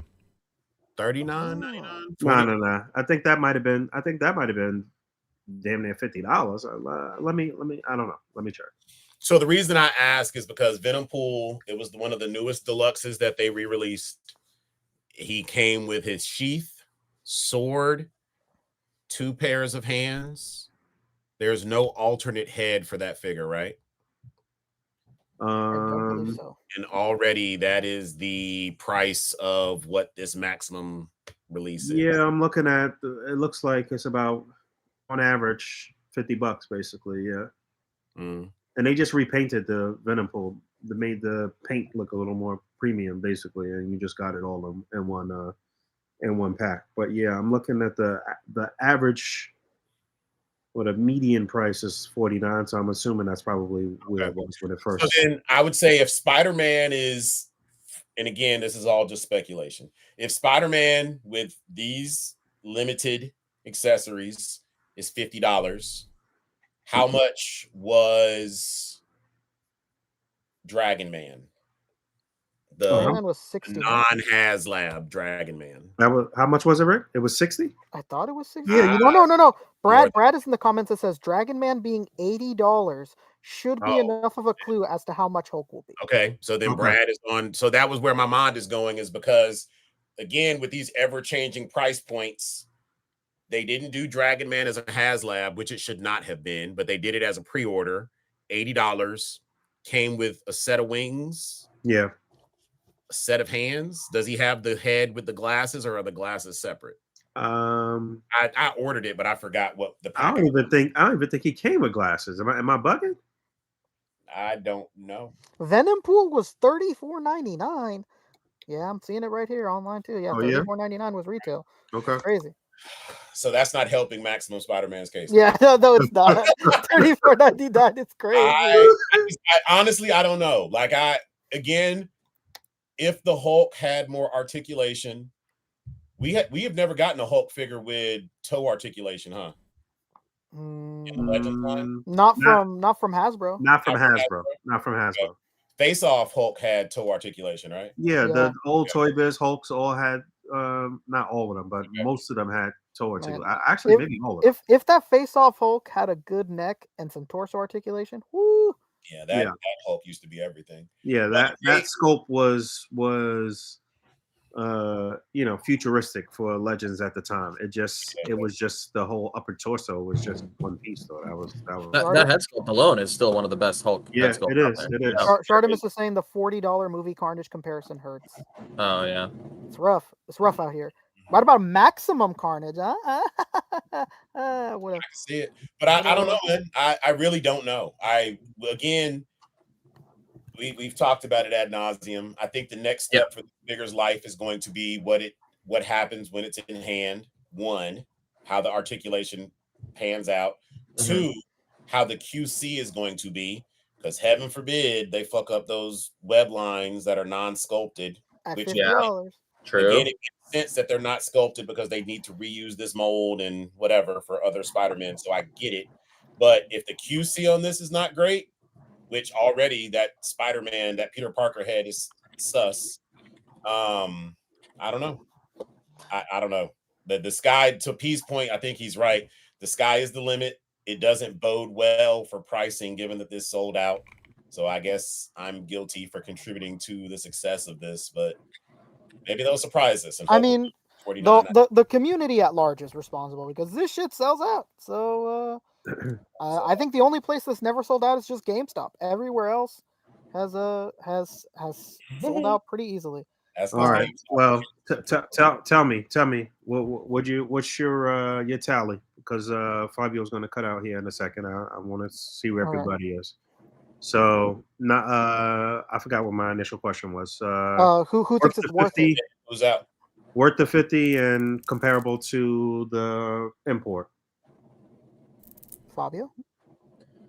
I don't have much skin in the Marvel Legends game anymore. So, I mean, I'm just going to go with what the market says. The majority of people can't be wrong, right?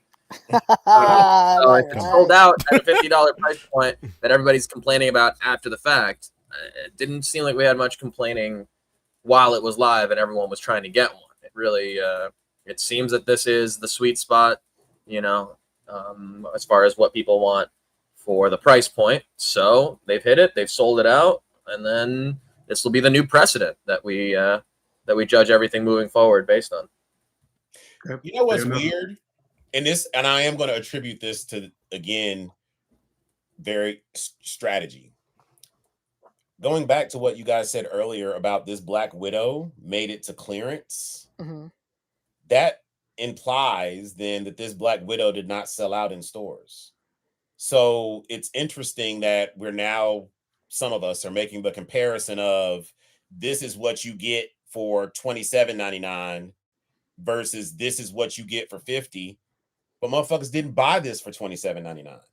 Like, this didn't hit the shelves and everybody was like flooding the streets and buying multiples of this Black Widow at the full price when I'm hearing people say that they got it for $8. Meanwhile, the $50 Spider-Man sells out. So again, this is mixed messaging that we're giving as consumers and as a community of what it is that we value. Because I think the Black Widow didn't sell because it's female figure in the Legends line, correct? Say it again. This is the best figure in the Legends line, right? Female figure, you saying?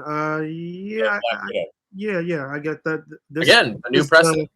The newest, most articulated female body. This is the introduction for Hasbro, or reintroduction of ab articulation and some of the same articulation that you would get on the male figures. This is something that, again, collectors have been asking for quite a long time. So I'll say this: Man Beast Boy and who is it?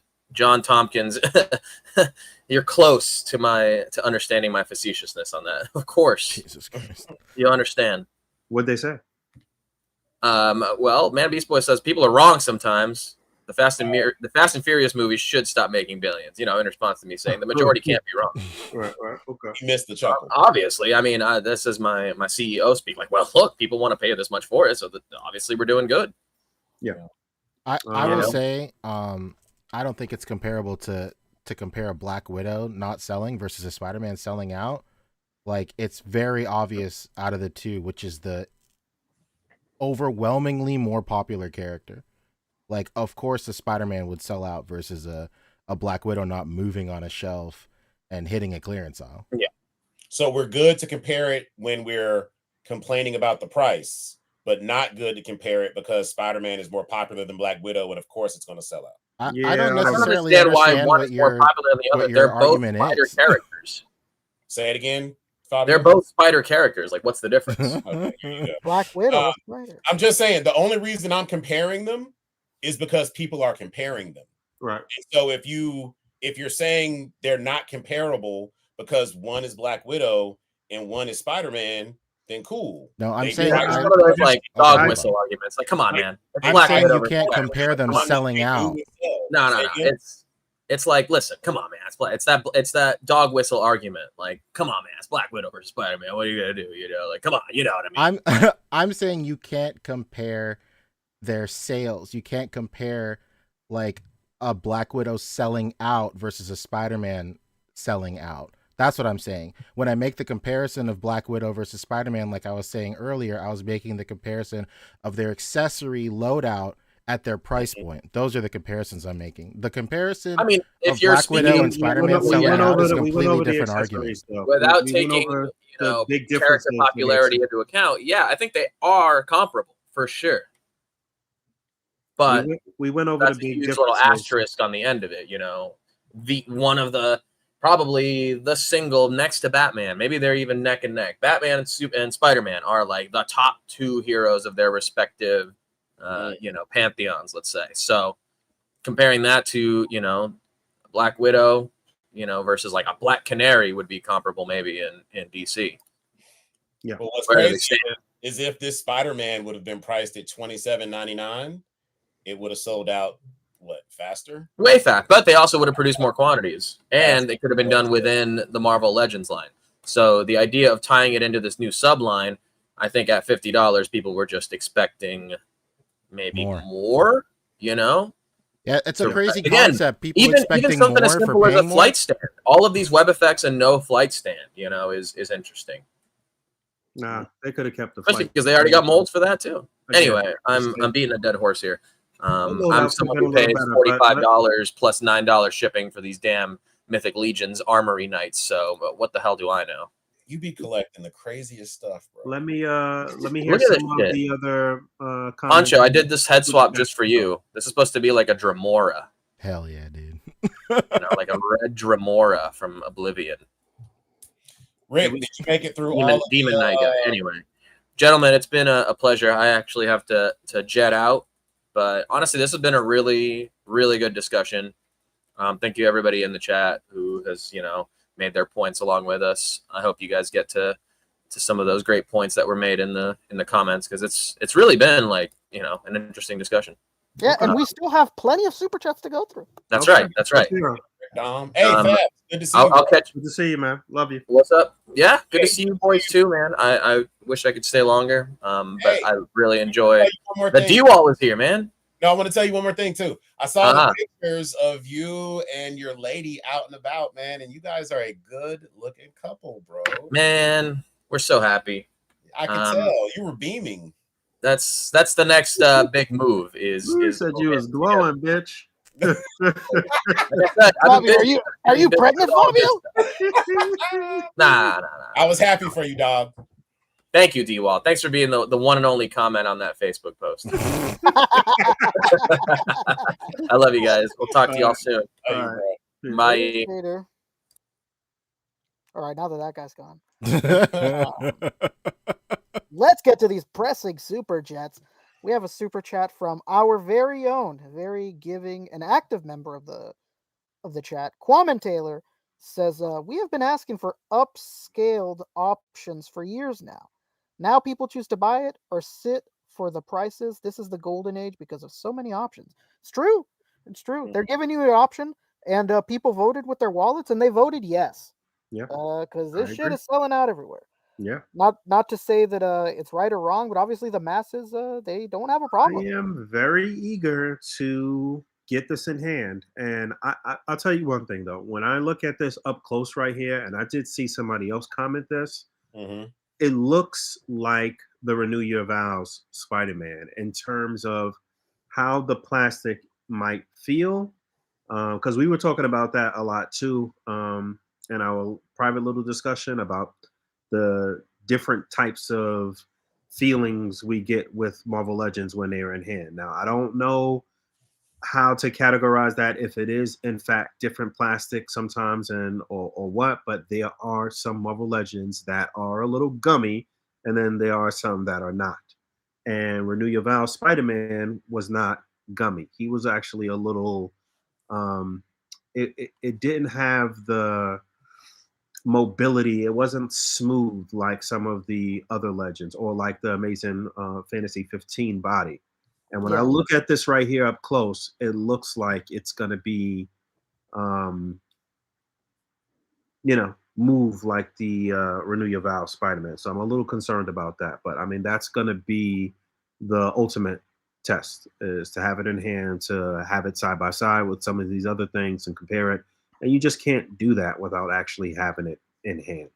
Can I ask? We haven't talked about this. Are you guys happy with the color selection for the Spider-Man? Yeah, I think that they probably could have went with the lighter blue. Yeah, I was gonna say the lighter blue, man. I don't know why they always go so dark. But again, that's what's making me think of Renew Your Vows too, though. It's just like, like I don't know. And, but like you said, well, we're gonna see every fucking colorway. and I hate to interrupt, but we have so much to go through right now. The last thing I'll say. We have. Okay. Sorry, the last thing I'll say about colors. No, interrupt me. Go.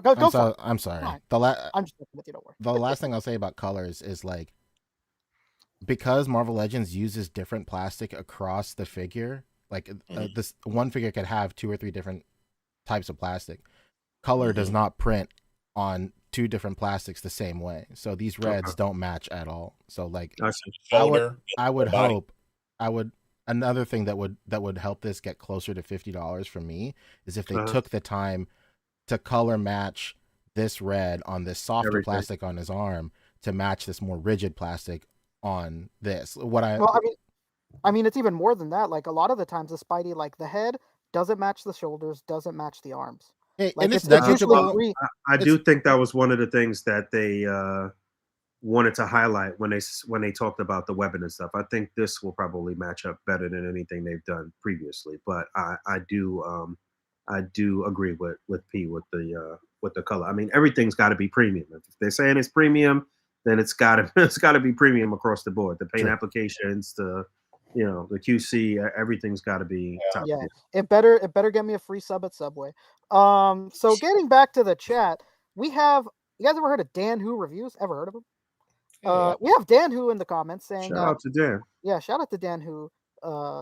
He's saying, just an observation, but all of the Black Widow accessories were reused for other figures. Spidey's shit accessories are new. First time in the line. Web sperm. Some of them were reused. I mean, I said the same thing. I was saying that about the Black Widow. We got some brand new sculpting on Spidey. Yeah, we did mention that earlier, Dan Who, but you might have not been on the stream yet at that point. But we did mention that like that's definitely a reason that was $27.99, is that a lot of the accessories were reused. I mean, some of them were unique, like the heads and whatnot. A lot of these accessories in Spider-Man are hands, bro. So you can only twip so many different ways. So I would guarantee that some of these hands are reused. Oh, Vince makes a good point. It's dark blue because it's based off of Todd's artwork, and he did always do a darker blue. Okay. So that is a very good point. And then we have somebody saying something ridiculous. We have Thor something or other. I don't know how to pronounce that second part. Says, I can tell that you boys are on the payroll. You can? Like, half of us didn't like it. Yeah. I don't know what this guy's talking about. Or maybe he's being sarcastic. That's always the funny go-to. Note to anybody in the comments, it's really hard to read sarcasm. If you're being sarcastic, it's hard to read. Try an Isn't it like some symbol you could do? So like, dude, can we get that going? Can we get like a universal symbol for sarcasm? Because Fabio could benefit from it a lot. Because people take Fabio so seriously, it's unreal. The amount of messages I've got, like, "Yo, man, is your boy for real?" Like, no, of course not. Of course he's. You gotta speak for real to get Fabio's lingo. Yeah, of course he's joking, and we do have more super chats to get through as well. Okay, go for it. I just wanted to stop at that one. Adam hit me up. He said he thought the eyes on Spider-Man are too far apart. I think it looks pretty good, right? Like, Adam Van Winkler? No. Adam Rogers. He's not gonna diss his baby. I mean, he was pretty honest. He said it did look a little funny when he was on here, so that was nice. Okay. We have a super chat from John Papa Sergio. Says, "What's up, guys? What's up, John P?" What's Says, "What are the odds they release the same figure in a standard wave without all the extra stuff for $25? Was that mentioned? I don't think they ever specified if they could do something like that. It would kind of suck if they did for anybody that picks it up. I think they would be shooting themselves in the foot if they did that. That would be crazy. I mean, would it be great? Yeah, but it would also be terrible. Like, Yeah, at the same time. exactly. It would really devalue it. It defeats the whole purpose of having a premium line, right? While offering other Spider-Mans at a The lower the cost of the new packaging and the new imprint and logos and everything just for that, like you losing all of that by doing that. You devaluing the product and just shooting yourself in the foot. That's don't get me wrong, John Papa Sergio. I would buy it and I would like it, but would they do it? I don't know. It's just like I mean, to be real, they've done a version of that in the past. We saw the deluxe Mojo with the extra paint apps and all of that, and then we saw the like basic ass version with no paint as well. Yeah. True. What if there's less webs? Less web deco. Well, so what John is saying is like it's the same figure just with less accessories. I think for sure they're gonna do that. I think they're gonna do that maybe in like 2 years. But I know I am willing to bet that they're gonna put out this Spider-Man, maybe no extra head, maybe not these bare hands, but he's gonna come with like 4 hands, maybe at whatever the standard price point is for Legends at that point. What kind of hands did you say? It's not going to come with like these bare flipping hands, like with the web shooters and stuff. It'll just come with the figure, maybe the spider sense, and like another set of hands, maybe. Nah. I think if they were to do that, they would take out all of the newest stuff. Okay, true. Yeah. No, so no spider sense. No spider. So then let me go back. Let me go back then, because yes, we know they're going to do that because this body is going to be reused to make symbiote Spider-Man. Oh, yeah. This same body will probably be used to make a Spider-Man in a lighter blue. This body will be, you know what I'm saying? So will we see this body again? Yes. Will we see this exact Spider-Man again with just less offerings in it and at a cheaper price point? I don't think so.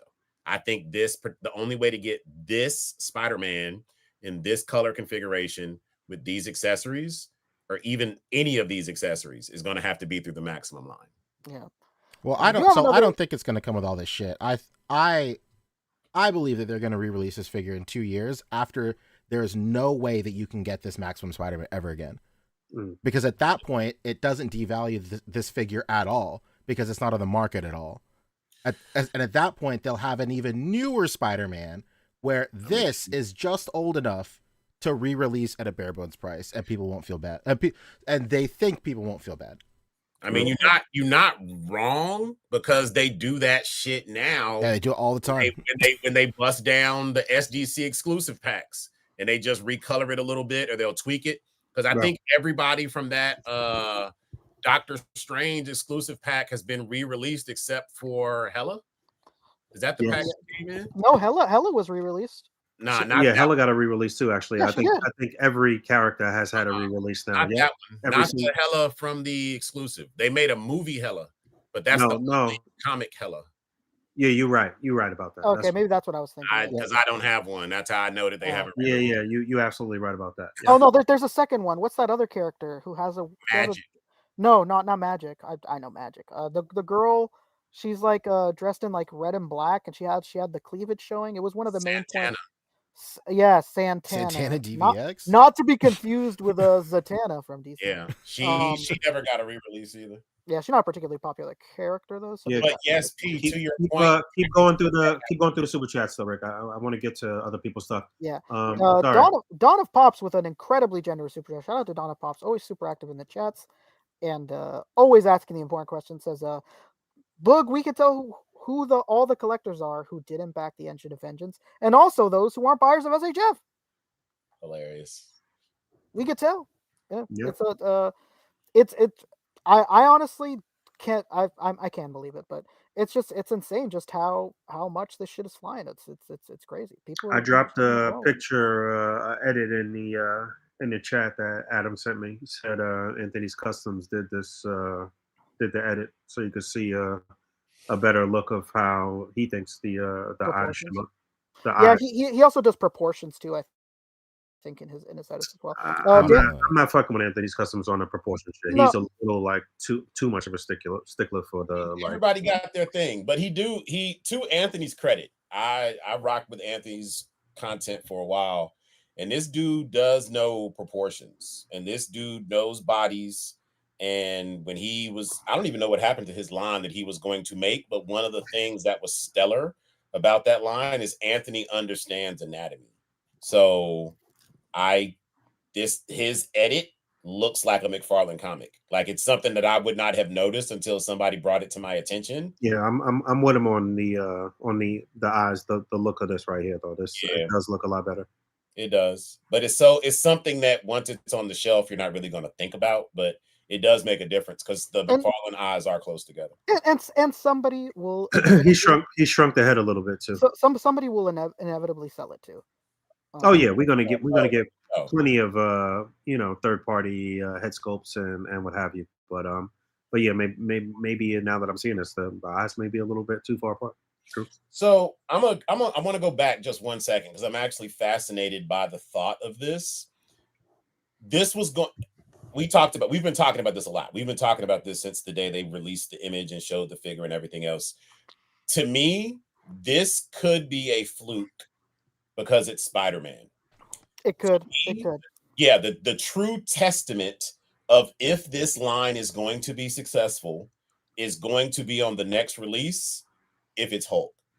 Because one, I can't think of a ton of different accessories that can come with Hulk. One thing that I have been saying that I think they're going to release with it is that immortal head, because that'll be the only way that we have an immortal Hulk in our collection. But I'm confident it's not going to be $49.99.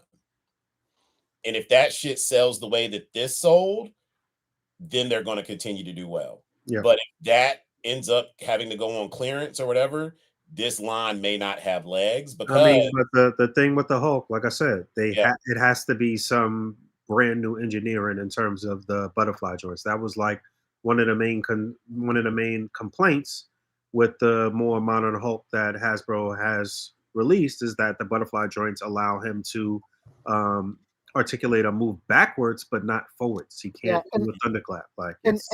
And you know where you have to win with this Hulk because it's a problem. I think it's honestly, but besides the fucking the butterflies and whatnot, I think one of the biggest problems that I hear with Hulks when they come out is like that's not the artist look that I like. Like you need to load this fucking Hulk with like 4 different artist interpretation head sculpts. They cannot look like the same style Hulk with different expressions. Agreed. They have to be different style heads. You gotta have one with a big ass fucking forehead with like the outward jaw. You gotta have like a more normal like. I mean, but that also means slightly different body types for Hulk though. It's not all the same sort of look with all of those different head sculpts. Even the immortal head sculpt. Yeah, I would love that. That comic book run was super popular, but even the look of the body for Hulk, how he was drawn is a little different than the Wrestling Hound is saying that leaks say that it will come with a firing missile and a thunderclap effect. Okay. I mean, effect or effect. But you know what? That effect better be for something. Right. I just want to get to I do want to get to the end of my thought, the end of that sentence on that thought. It's just that I don't know how sustainable this line can be because I don't know how many characters people are willing to pay a premium for outside of Spider-Man. Well, I mean, you got to do all the biggest ones, like you could do a handful, like at least 10. You got like Wolverine. Mm-hmm. Easy for Wolverine. I was thinking that the way that they could introduce Wolverine is if they finally did the Team X Wolverine, because then they could really pack him out with a lot of accessories and stuff. You do like a big Berserker barrage, like accessory, like of him like slashing. Like a Wolverine, a Venom would do great. Punisher. A Punisher would do great. So then maybe it's frequency that also leads to the success of this line, because maybe you only drop one per quarter, and then, or maybe you drop 2 a year, and then that kind of like helps justify the price a little bit. Maybe this is something like the McRib. Word. There you go. That's a fine comparison. Perfect. Some would say a perfect comparison. Hey, I'm with it. So then maybe that's the trick. Maybe that might be the formula. Yeah. But obviously we're going to see Daredevil. That's another one that will really work. And I think Daredevil has the potential to be more popular than even Spider-Man. That's crazy. Right. I don't think so. But I appreciate the vision. Daredevil is going to be hard to beat. Right, but that's why I'm saying it has the potential, because they would be aiming for that. There's no doubt about it. I don't know, because how much was and I hate asking you guys prices for import figures because you guys make me feel stupid. How much was Mayfex Daredevil if you knew the proper place to get it from? I will go to what I paid for it as we speak. Thank you, sir. All right. I still do want to hear from the audience though too. Yeah, you guys want to say anything, please feel free to comment down below. Let us know what you think. Let us know where your head's at on this thing. Do you hate it? Do you love it? Did you order it? Do you regret not ordering? What's going on? Yeah, so in the chat, like, did you buy it? Did you think it was worth it? And do you think it's comparable to an import? Okay. Cap Liv said, but the McRib is gross and not worth it. Wow. Almost as if that was my point. That's funny. So pre-shipping, Daredevil was $63.56. Okay. Pre-shipping, $63.56. So you ended up paying about just under $80 to get it to you. Probably, like after you divide it up with like a loot box or something. Okay. Let's say like 75. Split the difference. All right. Well, there we are. We are with another $25 margin. You know, we went from the $25 for a standard Marvel Legends to $50 for this. An extra $25 for the import that we trying to compare it to. So we'll see where I mean, the final test is, you know, having this guy in hand. I mean, this looks fucking great right here to me. I don't know. I mean, it's cool. Do you have a cap?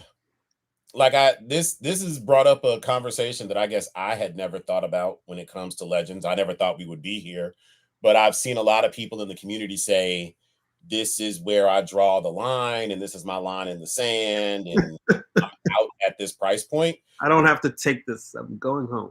But as someone who's been an avid collector, fucking dorks, do you have a cap? And like P, like I know that you get every Dragon Ball Figure Arts release. Do you have a cap? Do you have a cap where you're like, if they ever exceed this price, I'm done? Retail? No. Aftermarket? Yes. Okay. So retail. Right. So hold on. The cap would have to be something nutty, like $400 for like a regular SHF, not like a big guy, right? Like that would be nuts. Like the perfect example of a cap for me is the Tamashii Mexico Goku. That is like $4,000 aftermarket right now. There's no fucking way you would ever catch me dead doing something like that. The OG one from back in the day? So yeah, it's a 1.0 Goku that was exclusively sold at a Tamashii event in Mexico City. It was the exact same thing as 2012 SDCC Goku. No, New York Comic Con Goku, except it had a different box. Yeah, I was about to say it had I thought it was just a different sticker, but yeah. Yeah, it's just a different box. That's it. So that, in that sense, I have a cap for that. But like retail, I don't know. It's tough. Like it would have to be like, I don't know. It's hard to say. At retail, I don't necessarily have a cap, but like after it's gone, then I really start thinking. Another really good example is like I don't have it on my desk, but like there was that Taunson Art Trunks that came out. It's a third party Trunks. Like, it was the MSRP for that was $70, but then it sold out everywhere, and then aftermarket prices started creeping up to like $150, and then I was like, I don't know, dude, there is no way. And then it went up to 170, and then $170 was my cap, and I spent $170 on that figure. If it would have gone up to like 200, then I don't know. But then again, paying for really played a huge part in that decision. But so I don't know.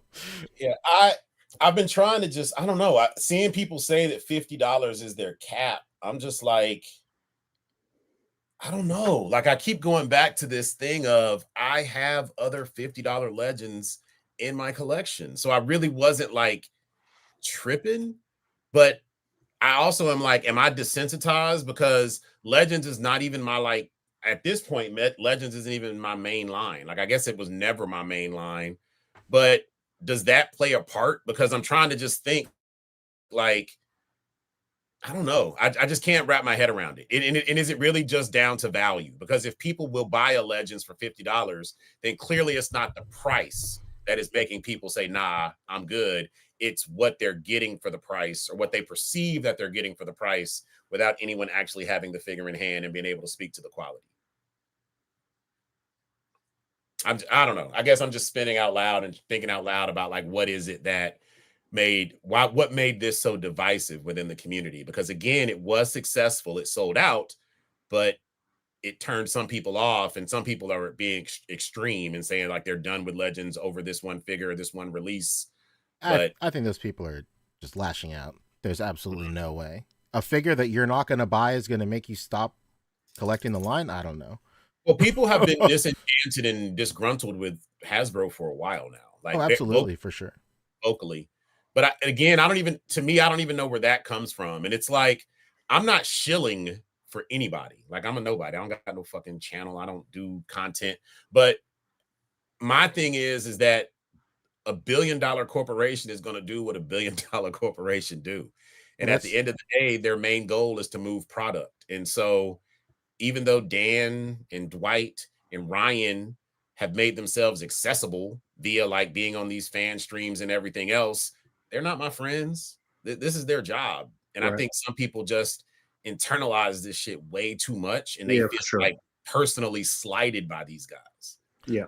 I can understand that for sure. Like, where you're coming from, but I have to rebuttal that I can definitely see where people have started to feel slighted by Hasbro over the years. 100%. Just in terms of their price increases and taking away Build-A-Figures and charging the same amount that they would have charged for a Build-A-Figure figure, but for a retro carded figure that doesn't come with Build-A-Figure parts. I can understand where like that slow creep of just taking stuff away while still increasing the price has left a lot of people just being like, nah, dude, I'm over it. And then now every single time something doesn't go their way, it just adds on to like the last 10 years of just being let down by a company that used to be probably their main thing. Is there any other company that's comparable to Hasbro in that practice? Is there anybody else that we can compare, any other toy company that we can compare as pretty much doing the same thing?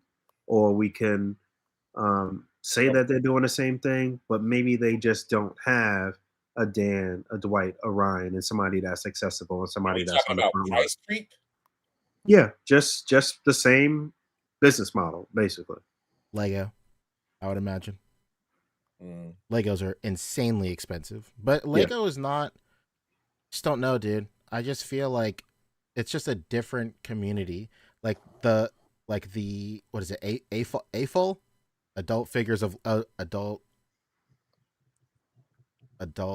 whatever, adult owners of whatever. Anyway, the adult community of Lego is drastically different than the adult community of Marvel Legends. Like the adult community of Lego is nowhere near as vocally aggressive as Marvel Legends. I mean, of course there are some for sure, but like, I just don't know. Well, shit. I mean, you don't even got to step outside of Hasbro to talk about how price creep and everything works. Hasbro's it feels like their pricing model competes with themselves within the company. And I know a lot of that is attributed to licensing and everything else, but in terms of what P just said about the Lego community acting a certain way and the Legends community acting a certain way, the Transformers community acts a certain way versus the Legends community. The GI Joe community acts a certain way as opposed to the Legends community. I feel like the Legends collectors want as much as possible out of these characters and figures for as little as possible. And to be honest with you, I still attribute a lot of that to the harkening back to the days when the line was like $10 per figure. Yeah. And I think in some ways, I see why they kept the brand as Marvel Legends when they moved over to Hasbro. But in some ways, it may have been better for them to just do a full rebrand and start anew, knowing that they were going to have a new pricing model. And Hasbro gets down totally different than how Toy Biz did. I also feel like with Legends collectors, maybe more so in recent years, there's been more crossover and more people that primarily collected Legends or domestic brands actually venturing out and getting into imports and stuff like that. So I don't think the average Marvel Legends collector up until maybe like 3 or 4 years ago was even really dabbling that deep into imports and stuff like that. Us on this podcast and you know some other collectors that like to display heavy and stuff like that have ventured out and have crossed the lines and have gotten a little bit of everything. But I think just in the past like 3 or 4 years has some of the basic like Legends collectors been um, introduced to some import stuff, and I think that has I don't know, it's worked in ways that are bad and good, I guess. But Do Legends collectors who collect import Marvel and DC figures and you're in these communities, P, you're in these communities, Rick, do these guys complain about the pricing of those import figures for those characters? Like I do see comparisons all the time where people are like, I can get the Marvel Legends for this or the Legends. I see people trying to make comparisons of Legends to import figures like Mafex. But how do those collectors of those characters respond to the pricing of the import figures? Because they're not cheap. they just pay it, and I feel like some people there's also some collectors that don't collect Marvel Legends anymore and only collect Mafex for their comic stuff. So I don't know. The releases are also fewer and far between, so I know that helps. Yeah, I was gonna say I just don't hear that complaint just because it's not really frequent. If anything, like Yeah. people just want them to release more often because they're so spread apart. So I don't really see people ever complain or anything like that. People just, if anything, the complaint is like, "Fuck, man! Like, when is this gonna release? Like, they showed us this a year ago." Yeah, Like, it's probably that. that's what I really hear the most from like Mafex collectors and stuff like that. Is like, damn, we saw the grayscale last year. Where's it at? When is it gonna go for pre-order? That's what I hear the most. I think that is a testament to like the core of this whole argument. Like in the import space, there's a certain price point that we expect for paying for certain brands like Mafex, SHF, Buzzmod, all that stuff. Like all those lines have like a very unique synergy in terms of like what they charge for everything, what you're expected to get, all that stuff. And the direct comparison to Marvel Legends is Marvel Legends and domestic figures are so fragmented in terms of their price points. It's just easier to get mad about stuff because in the import space, if you're choosing between like the first release Spider-Man or like a couple of different Mafex Spider-Man, they're all going to be the same price point, like, or around the same price point. And even though it is expensive, that is what you're used to paying. So you value it at that certain price. But when it comes to domestic figures, and this figure in particular is people are a little bit more upset because this is $50, but you can also get from the same company a $25 version. So that's where it becomes more fragmented because, like, you know, the choice of more options just brings about more discord in terms of people comparing it and stuff like that. Yeah, that's a good point. That's a very good. But yeah, like I said, for me personally, it's just about my personal collecting habits and happiness, and I'm pretty happy with this. I'm excited about how intrigued I am just to see where this is and see if it is indeed worth them talking about this new engineering or worth the extra $25 and just to again have it side by side and just play around with it. So for me personally, I don't, obviously nobody wants to pay more. You want to pay as little as possible, but I'm realistic that this is a premium luxury item. Even if it's not, even if the premium part is debatable, it's a luxury item. It's not something that I need to survive. So it is what it is. If I pay whatever I pay for it, then it is what it is. It's not a necessity. It's not a necessity. So Can I ask something really quick? And because I keep going back to this question and forgetting it really quickly. Has the Hasbro team ever said or given a justification as to why? Because correct me if I'm wrong, didn't the retro style figures that were just carded with no Build-A-Figure, weren't those at a lower price point than the figures with a Build-A-Figure at one point? Wasn't there a discrepancy there where those figures were No, I think it was the other way around. I feel like and that's what I meant to mention when we were talking about this earlier. I feel like once they first introduced the retro cars, that those were a little higher for some reason. I feel like I think they were 22 or 24. While Legends it was a price 19. increase in between there somewhere for sure. Because I do remember that was the biggest Legends had 2 price points at one time, and then it all became one price point. Yes. But then it never made sense to me why they were all one price point when some came with something and were this much a Build-A-Figure piece, and then some came with nothing, and it was just a figure. And then have they ever given a justification why that change took place? Not really. Especially if you guys are saying that the ones with the Build-A-Figure, I'm sorry, the prices are all blurry to me. I just see the shit and grab the shit. But if you're saying that the Build-A-Figure line was cheaper at one point than the retro line, that's crazy to me. And even now, like, I just think it's wild to me because now we do get Build-A-Figure lines and they are $24.99. But then you get these retro lines, and then there's just a figure in there and a couple of hands, and it's also $24.99. Right. And I've heard them give the explanation about why across a line some things are bigger, some have more parts, some have more paint, some have more whatever, and then the cost is spread across the line, and that's how they come up with a common whatever. But that's not the case in the retro line. Most of those usually with the retro line is something that is just more sought after. Yeah, and stuff that has been long sold out, and they're try to justify it that way. You know what I mean? Yeah. Like, so. Well, that's what I was saying earlier, David. Like that, the reason that they're the same price point, I believe personally, there's no hard evidence, but like I believe that the reason that they, when retro carded stuff came out and it was more expensive than regular stuff that came with a Build-A-Figure, they were just testing the waters to see how much they could charge Marvel Legend collectors by giving them less. And when they realized that they could get away with charging more for less, then they increased the price point of the lower one to match the price point for the stuff that came with less. That's what I believe, personally.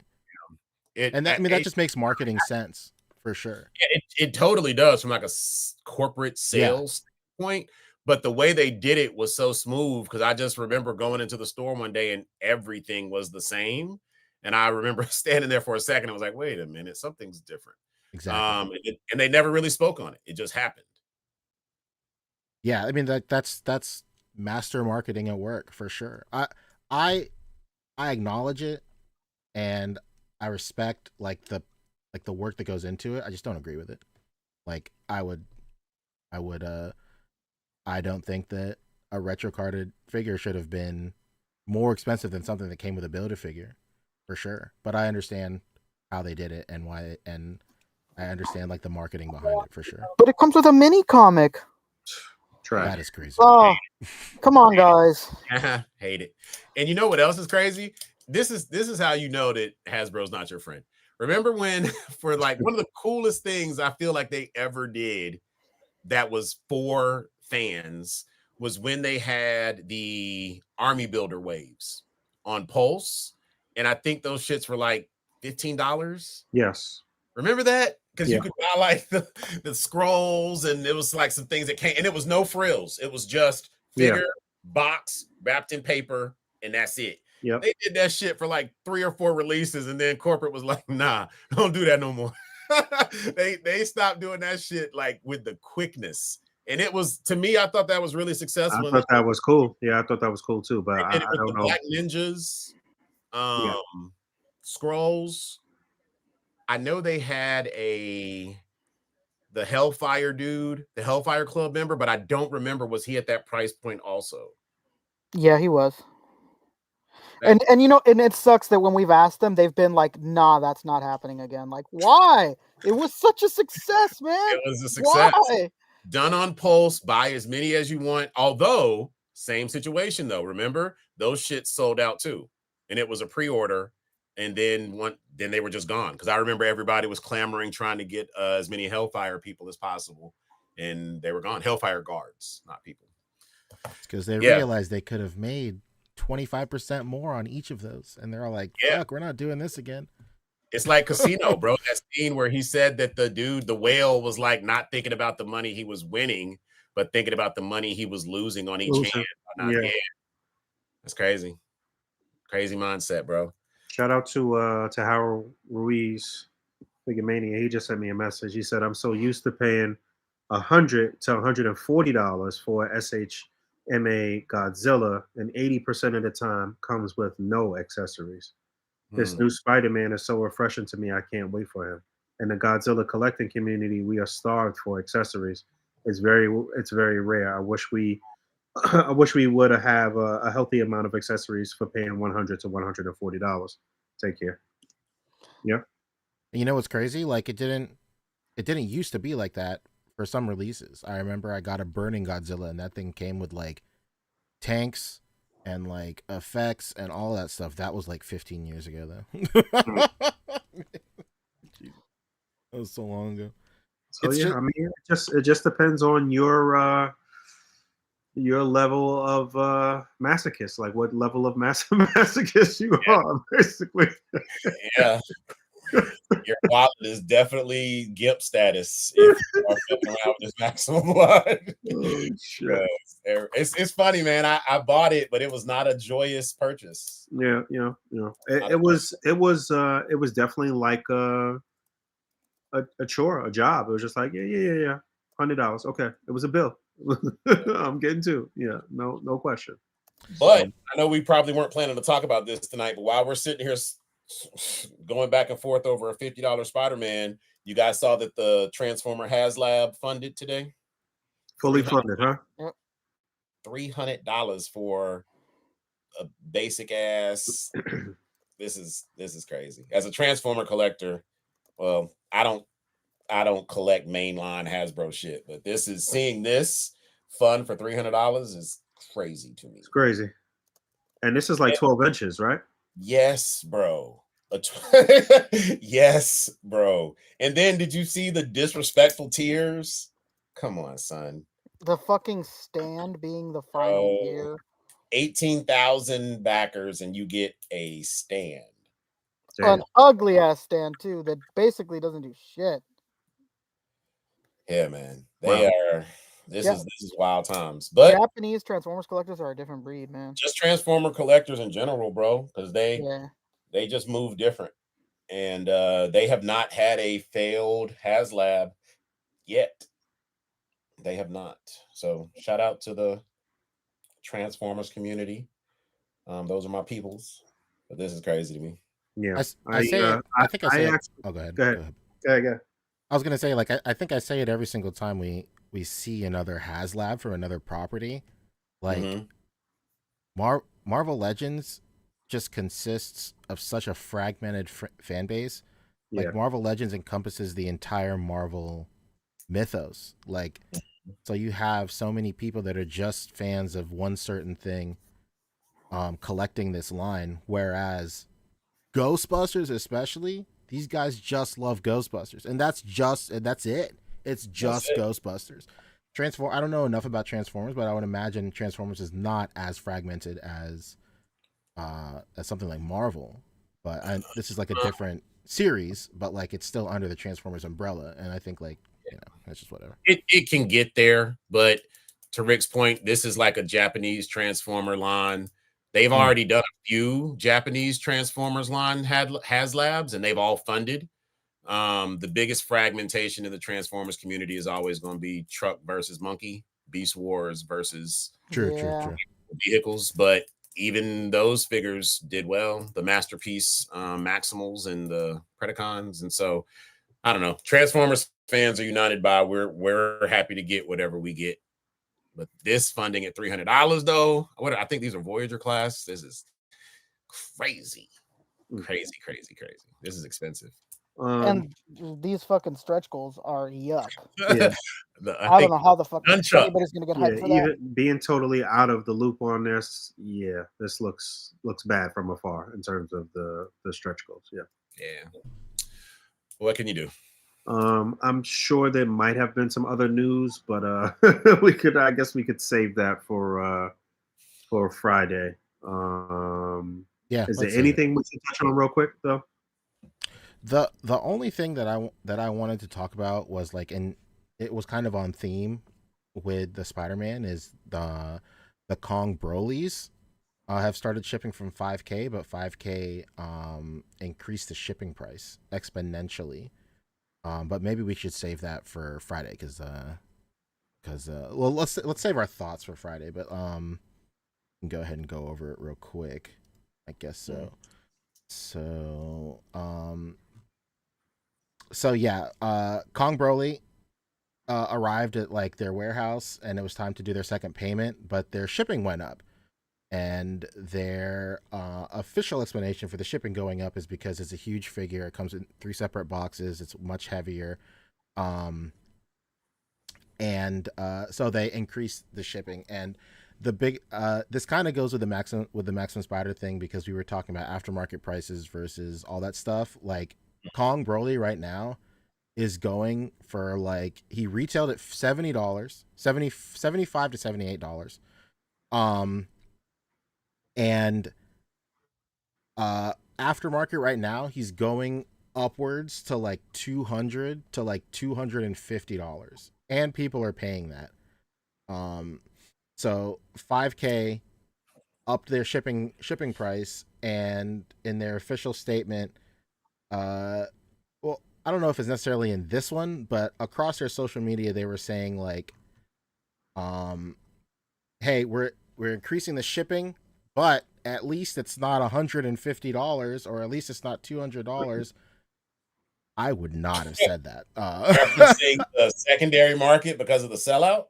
Yeah, so this was also happening like on AliExpress and other places too. Like there's this huge thing a couple of weeks ago when they first started coming out, was sellers on AliExpress were basically sending you DMs, and they're all like, "Hey dog, the price has gone up, man. Like, I know that you pre-ordered this at $70, but like, are you seeing how much they're paying for? They're selling out on the aftermarket. You're gonna have to run us like $50 more or something if you want this, or you can cancel your shit." And like, that was like a huge thing a couple of weeks ago. So now 5K is basically just charging a lot. It's $28, I think, per figure for shipping. And so my shipping came out to like $70. I got all 3 and then like the head accessory or whatever. Mine came out to $70. I know that doesn't math out to $28 per, but a lot of people are upset about it, because obviously it should not cost that much to ship a Broly figure. Like, yes, the Broly figure is big and it is heavy, but you know, people have done the math. People have gotten their figure and put it on the scale at the post office, and it was not $28. Like, obviously, that guy got in some hot water because he directly called them out in their own group, and then he got banned and all that stuff. My heart goes out to him. But does this have anything to do with the tariffs? so that's what so my main takeaway is, like, I believe that these started shipping before the tariffs were in place. While they were in transit, I believe the tariffs came in, and when they arrived on shore, they got this huge bill, and they're just trying to offset this new charge by tacking it on to the shipping. I will say, personally, for me, I don't mind paying my part of these tariffs, these duties, however you want to spin it. I don't mind paying the extra cost that it cost these figures to make it to the United States. But, like, I just wish they were a little bit more transparent about it. Like, if they came out and said, like, hey, we got this huge bill, so it cost us extra to get it to the United States. So now we're asking that, and but that's like a dumb move too. But, like, if they were just like, there's a certain way to spin it or a certain way to acknowledge it, but, like, hey, it costs extra. The shipping ended up being more. So we're going, now the shipping to you is going to have to be a little bit more. If they were just more transparent about it, it wouldn't have bothered me. And I feel like it wouldn't have bothered a lot of the fan base as much as it has right now, because it was just, now the optics of it is just like, it looks like they realize they could be making more money on this, and they're just charging more. But this isn't the first time. That feels weird to me, especially given the timing of this whole tariffs thing. And we know that people are having to pay more for shipping internationally. This isn't the first time that a figure has sold out and the cost on the secondary market has increased, right? With this company, with 5K. Well, so 5K is just a distributor. They don't make these figures. Yeah. So Kong Studios is the company that makes these figures. And yeah, so, like, just a couple of months ago when Vegeta came out, Vegeta sold out. The pre-orders sold out. I think MSRP, he was like $50, $60 maybe. And then he was $150 on the aftermarket and stuff like that, for sure. I mean, but then did they increase the pricing then? No. See, that's the thing. They did not increase the pricing when that happened to the Vegeta. So that's why I think it is tariffs or something. Yeah, I would, and I get it. But we literally have spent like the past hour and a half talking about this. People will rage over whatever.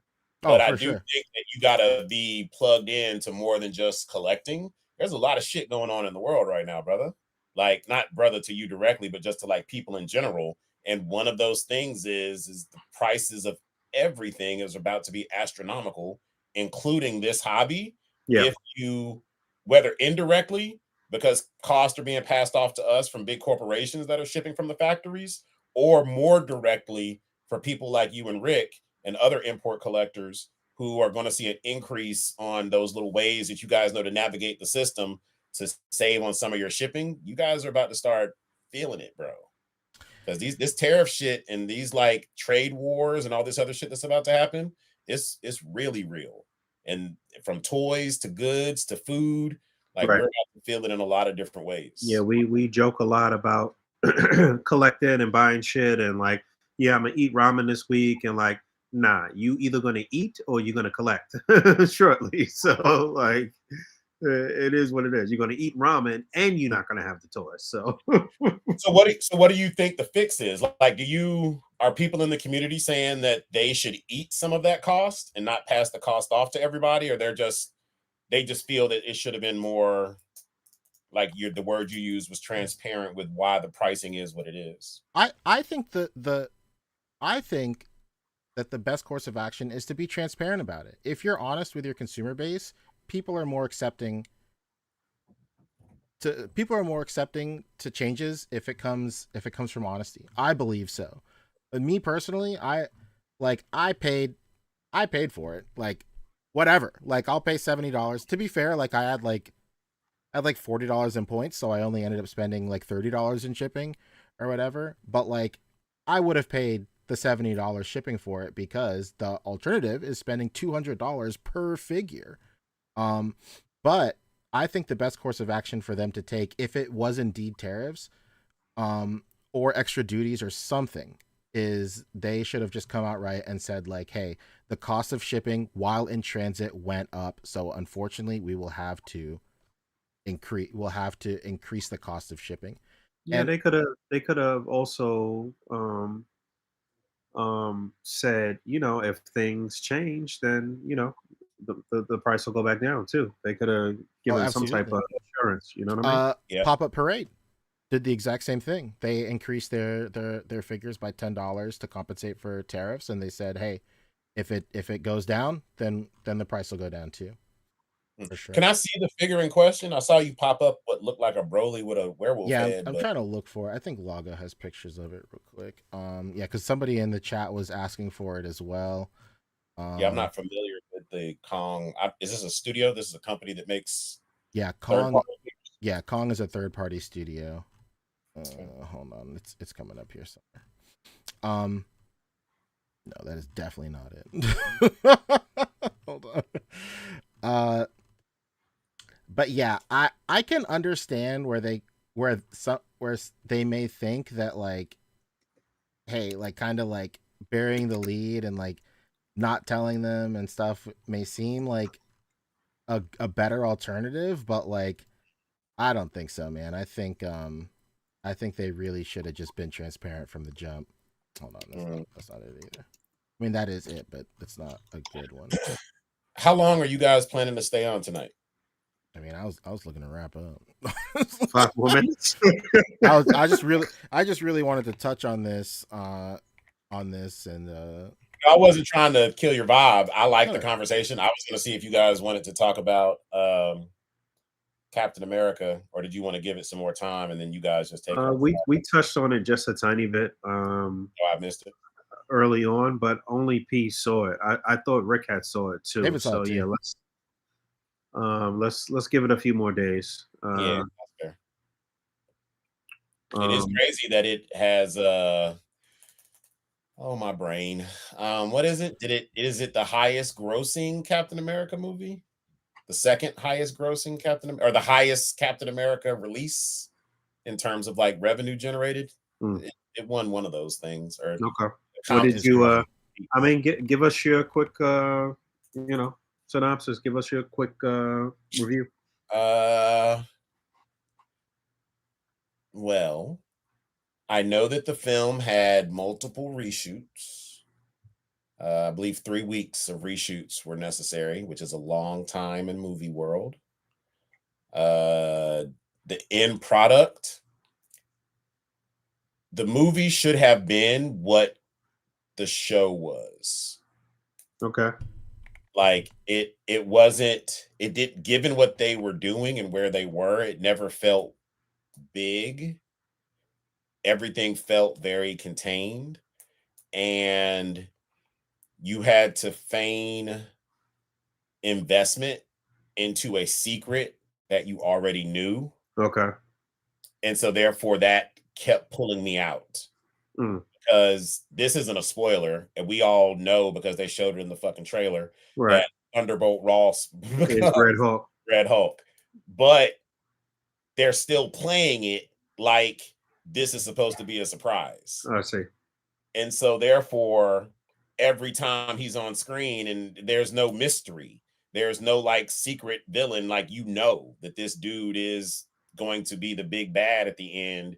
And so therefore it's like, why are we kidding ourselves? Let's just get to this shit. Right. And so I mean, had this been Falcon and Winter Soldier, it would have been quality as a Disney Plus show. As a movie, not my favorite. Not the worst, but not my favorite. Okay. Fair enough. All right. With that said, P, do we want to check out anything else from the chat, or we want to? Did I miss it? Did you ever find the Kong Broly? Yeah. Hold on here. I just dropped another picture in the chat that Adam sent. I'm invested now. I want to see it. Hold on. So I'll just go through the Instagram hashtag for Kong Broly. I just dropped another picture in the chat too. Oh, you did? Okay, hold on one second. Hold on. I'm grabbing it. Has this studio released a bunch of other third-party DBZ stuff? Yeah. Are you? It's a good single shot of him right there, but it was a side by side that Are you collecting third-party Dragon Ball Z stuff? Yeah, Have absolutely. we talked about this? Yeah, why wouldn't I? Okay. I don't know. I didn't know if you were like a Figure Arts loyalist and you were like, never in my house, not on my No. lawn. I'm here for the whole right. the whole thing. I support it. I support third-party endeavors. Yeah, I'm a huge supporter for third-party Dragon Ball. I was there from the beginning. Love it. Yeah, so this is the new Kong Broly right here on the right. He's super huge. This is him compared to the old one. This is kind of a funky little picture. I did see this while I was scrolling. But yeah, the Kong Broly looks like insane. Oh, this is the old one. Yeah, that's monstrous. But is that him right there next to that Goku? God Goku? Yeah, here it is. Here it is next. I mean, this thing is huge. It's like almost the size of that Azaru. Wow. It's humongous. That's crazy. The sculpt is really nice. Yeah, the sculpt is good. That's not it. Here's a really good photo of it. I've seen this. It's a really good looking figure. Well worth the $70 that they were charging for it. Like, especially considering that like the Vegeta was like $60. Like this thing is like 3 times the size of that Vegeta, and it was like how much was it at retail? It was like 75. Sorry, 75. That is impressive. And it comes with like all this stuff. I mean, like I was about to ask what the loadout was. Okay. Yeah, and they came with 3 versions. There was this, a separate colorway with a different hair colorway, and then it has like a Super Saiyan 3 variant you can see right here. And like that's just like a ton of more plastic right here. And this is their Vegeta. This is Kong's Vegeta right here. What's the story with the werewolf head? So they have to. That's just there for copyright reasons. It's to like get around it. It comes packed with that head. Yeah. So this is It's not Broly. It's Fenrir, the god of whatever. And that's why it comes packed with a werewolf head and different hands. So that's why Kong Studios is their subline called Beast Deities, is because they got hit with the cease and desist and stuff. And so now all of their figures are like animals, and they all come with animal heads. Their response to the cease and desist is, this isn't even my final form. Yeah, basically. And they just came back with a new company name. I love it. Yeah, and so they've been disbanded again. So they're no longer Beast Deities, but now they're, hold on one second, there's something else. Mythic something. Here it is. This is their newest iteration. Mythos Anime. This is very clearly Namek Goku, but it's going to come with a Sun Wukong head and chest plate and staff and stuff. So it is what it is. But yeah, that's it. The last thing I will say is I put up a poll for the question that we had for chat. The question was maximum Spidey worth $50? Question mark. The answers were yes, no, and no, but I still bought it. I fuck with that one. I like that. So it's been up for a while. It's been up for 40 minutes. Out of 118 votes, 16% say yes, it's worth $50. 32% said no, but I still bought it, and 52% say straight up no. Wow, look at that. The people have spoken. But the people that say straight up no, that big percentage, they still bought it though. Well, I mean, there's also an option that says no, but I still bought it, and yeah, I know. But... I don't know. I'm curious to see what the line does. Again, I think it's hard to gauge how successful it's going to be because it is Spider-Man and Spider-Man sells. Let's see what they do next, and also let's keep on the frequency of what these releases, how frequent they happen, because I do think they will be doing themselves a disservice if they try to do these like every time there's a fan stream. Like I don't think the market will be able to keep up at that pace. Yeah, I'm just now starting to see all of the like content that has been created, and I don't know why I would think that this time collecting would be any different than the past, but there's a lot of like reviews and like discussion and stuff about this. A lot of it out there already. I didn't even realize. So, so yeah, we'll just have to wait and see what's what. I'm not really in the business of doing the like shock jock shit and the like, the grievance porn and shit. So, I'm just trying to have a good time and collect some shit.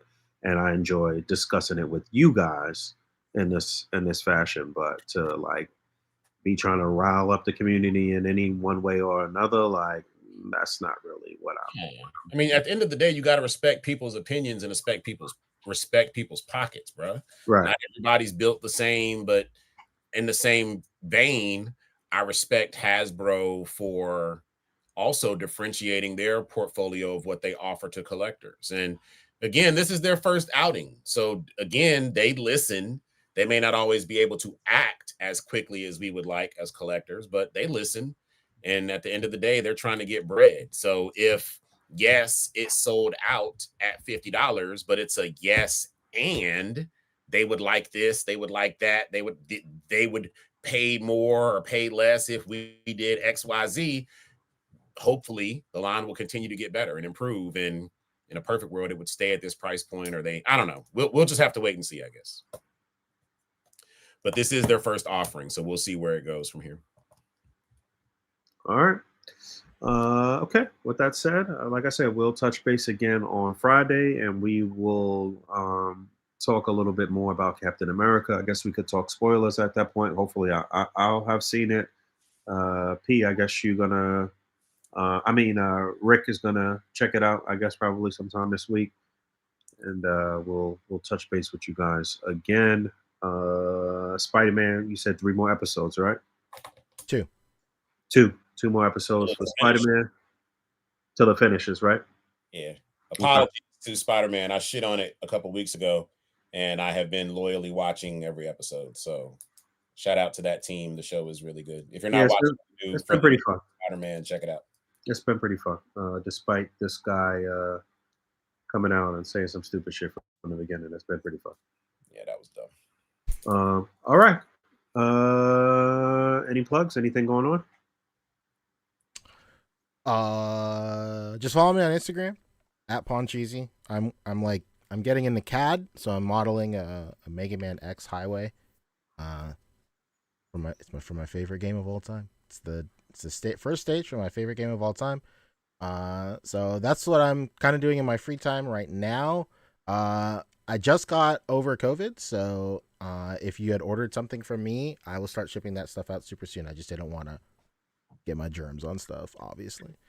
So just keep your eyes peeled. COVID in the mail. I know. It could be worse. It's the worst thing in the world.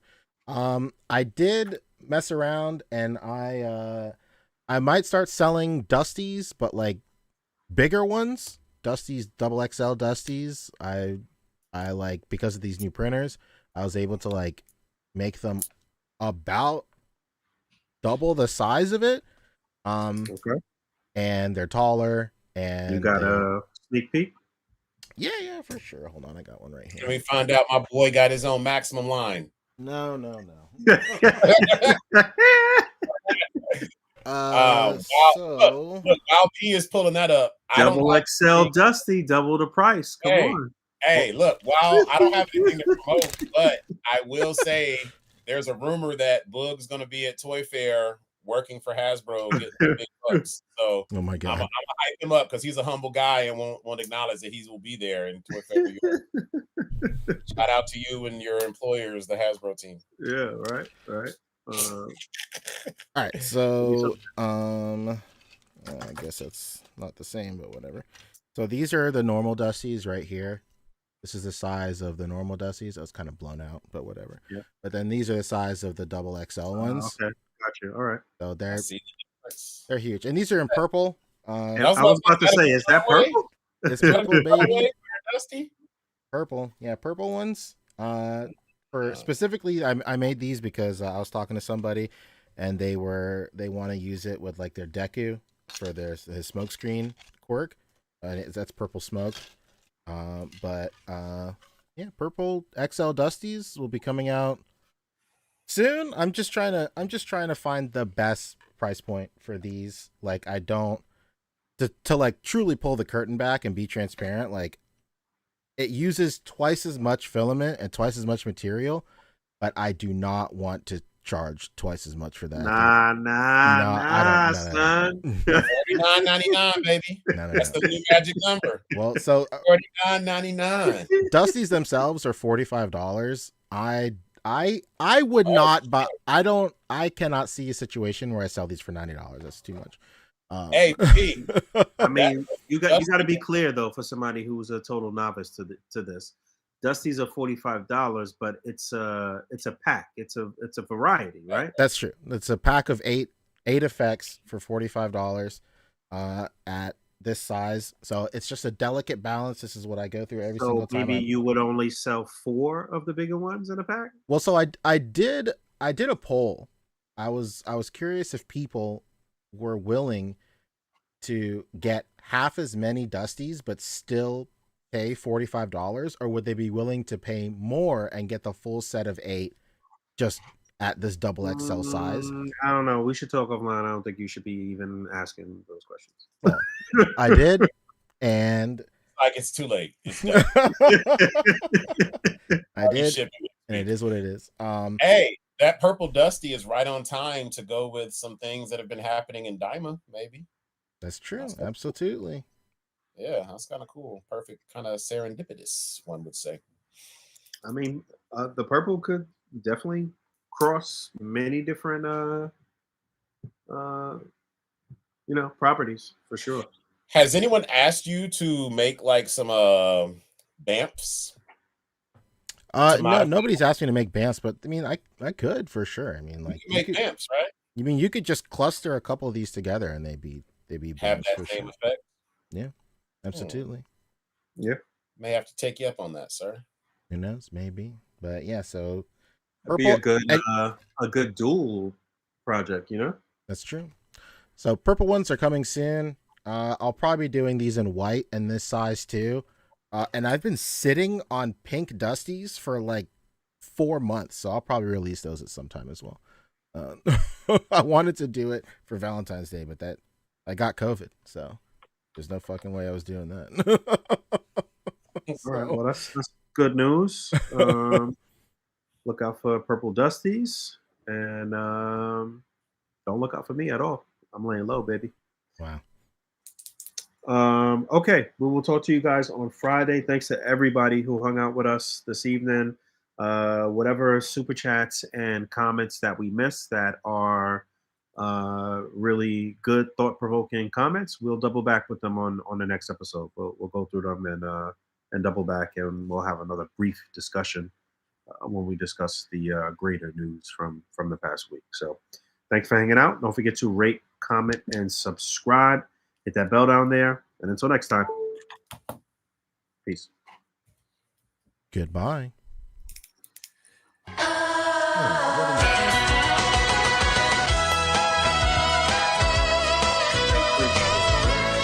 Good job. And just fell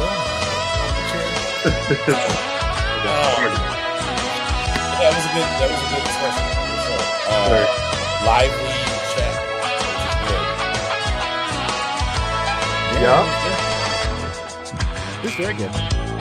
Very conversation. I mean, gotta show them how it can be done. That's Point, great. counterpoint. All right, fellas. Well, thank you for the invite. My family, I know my family's like, what the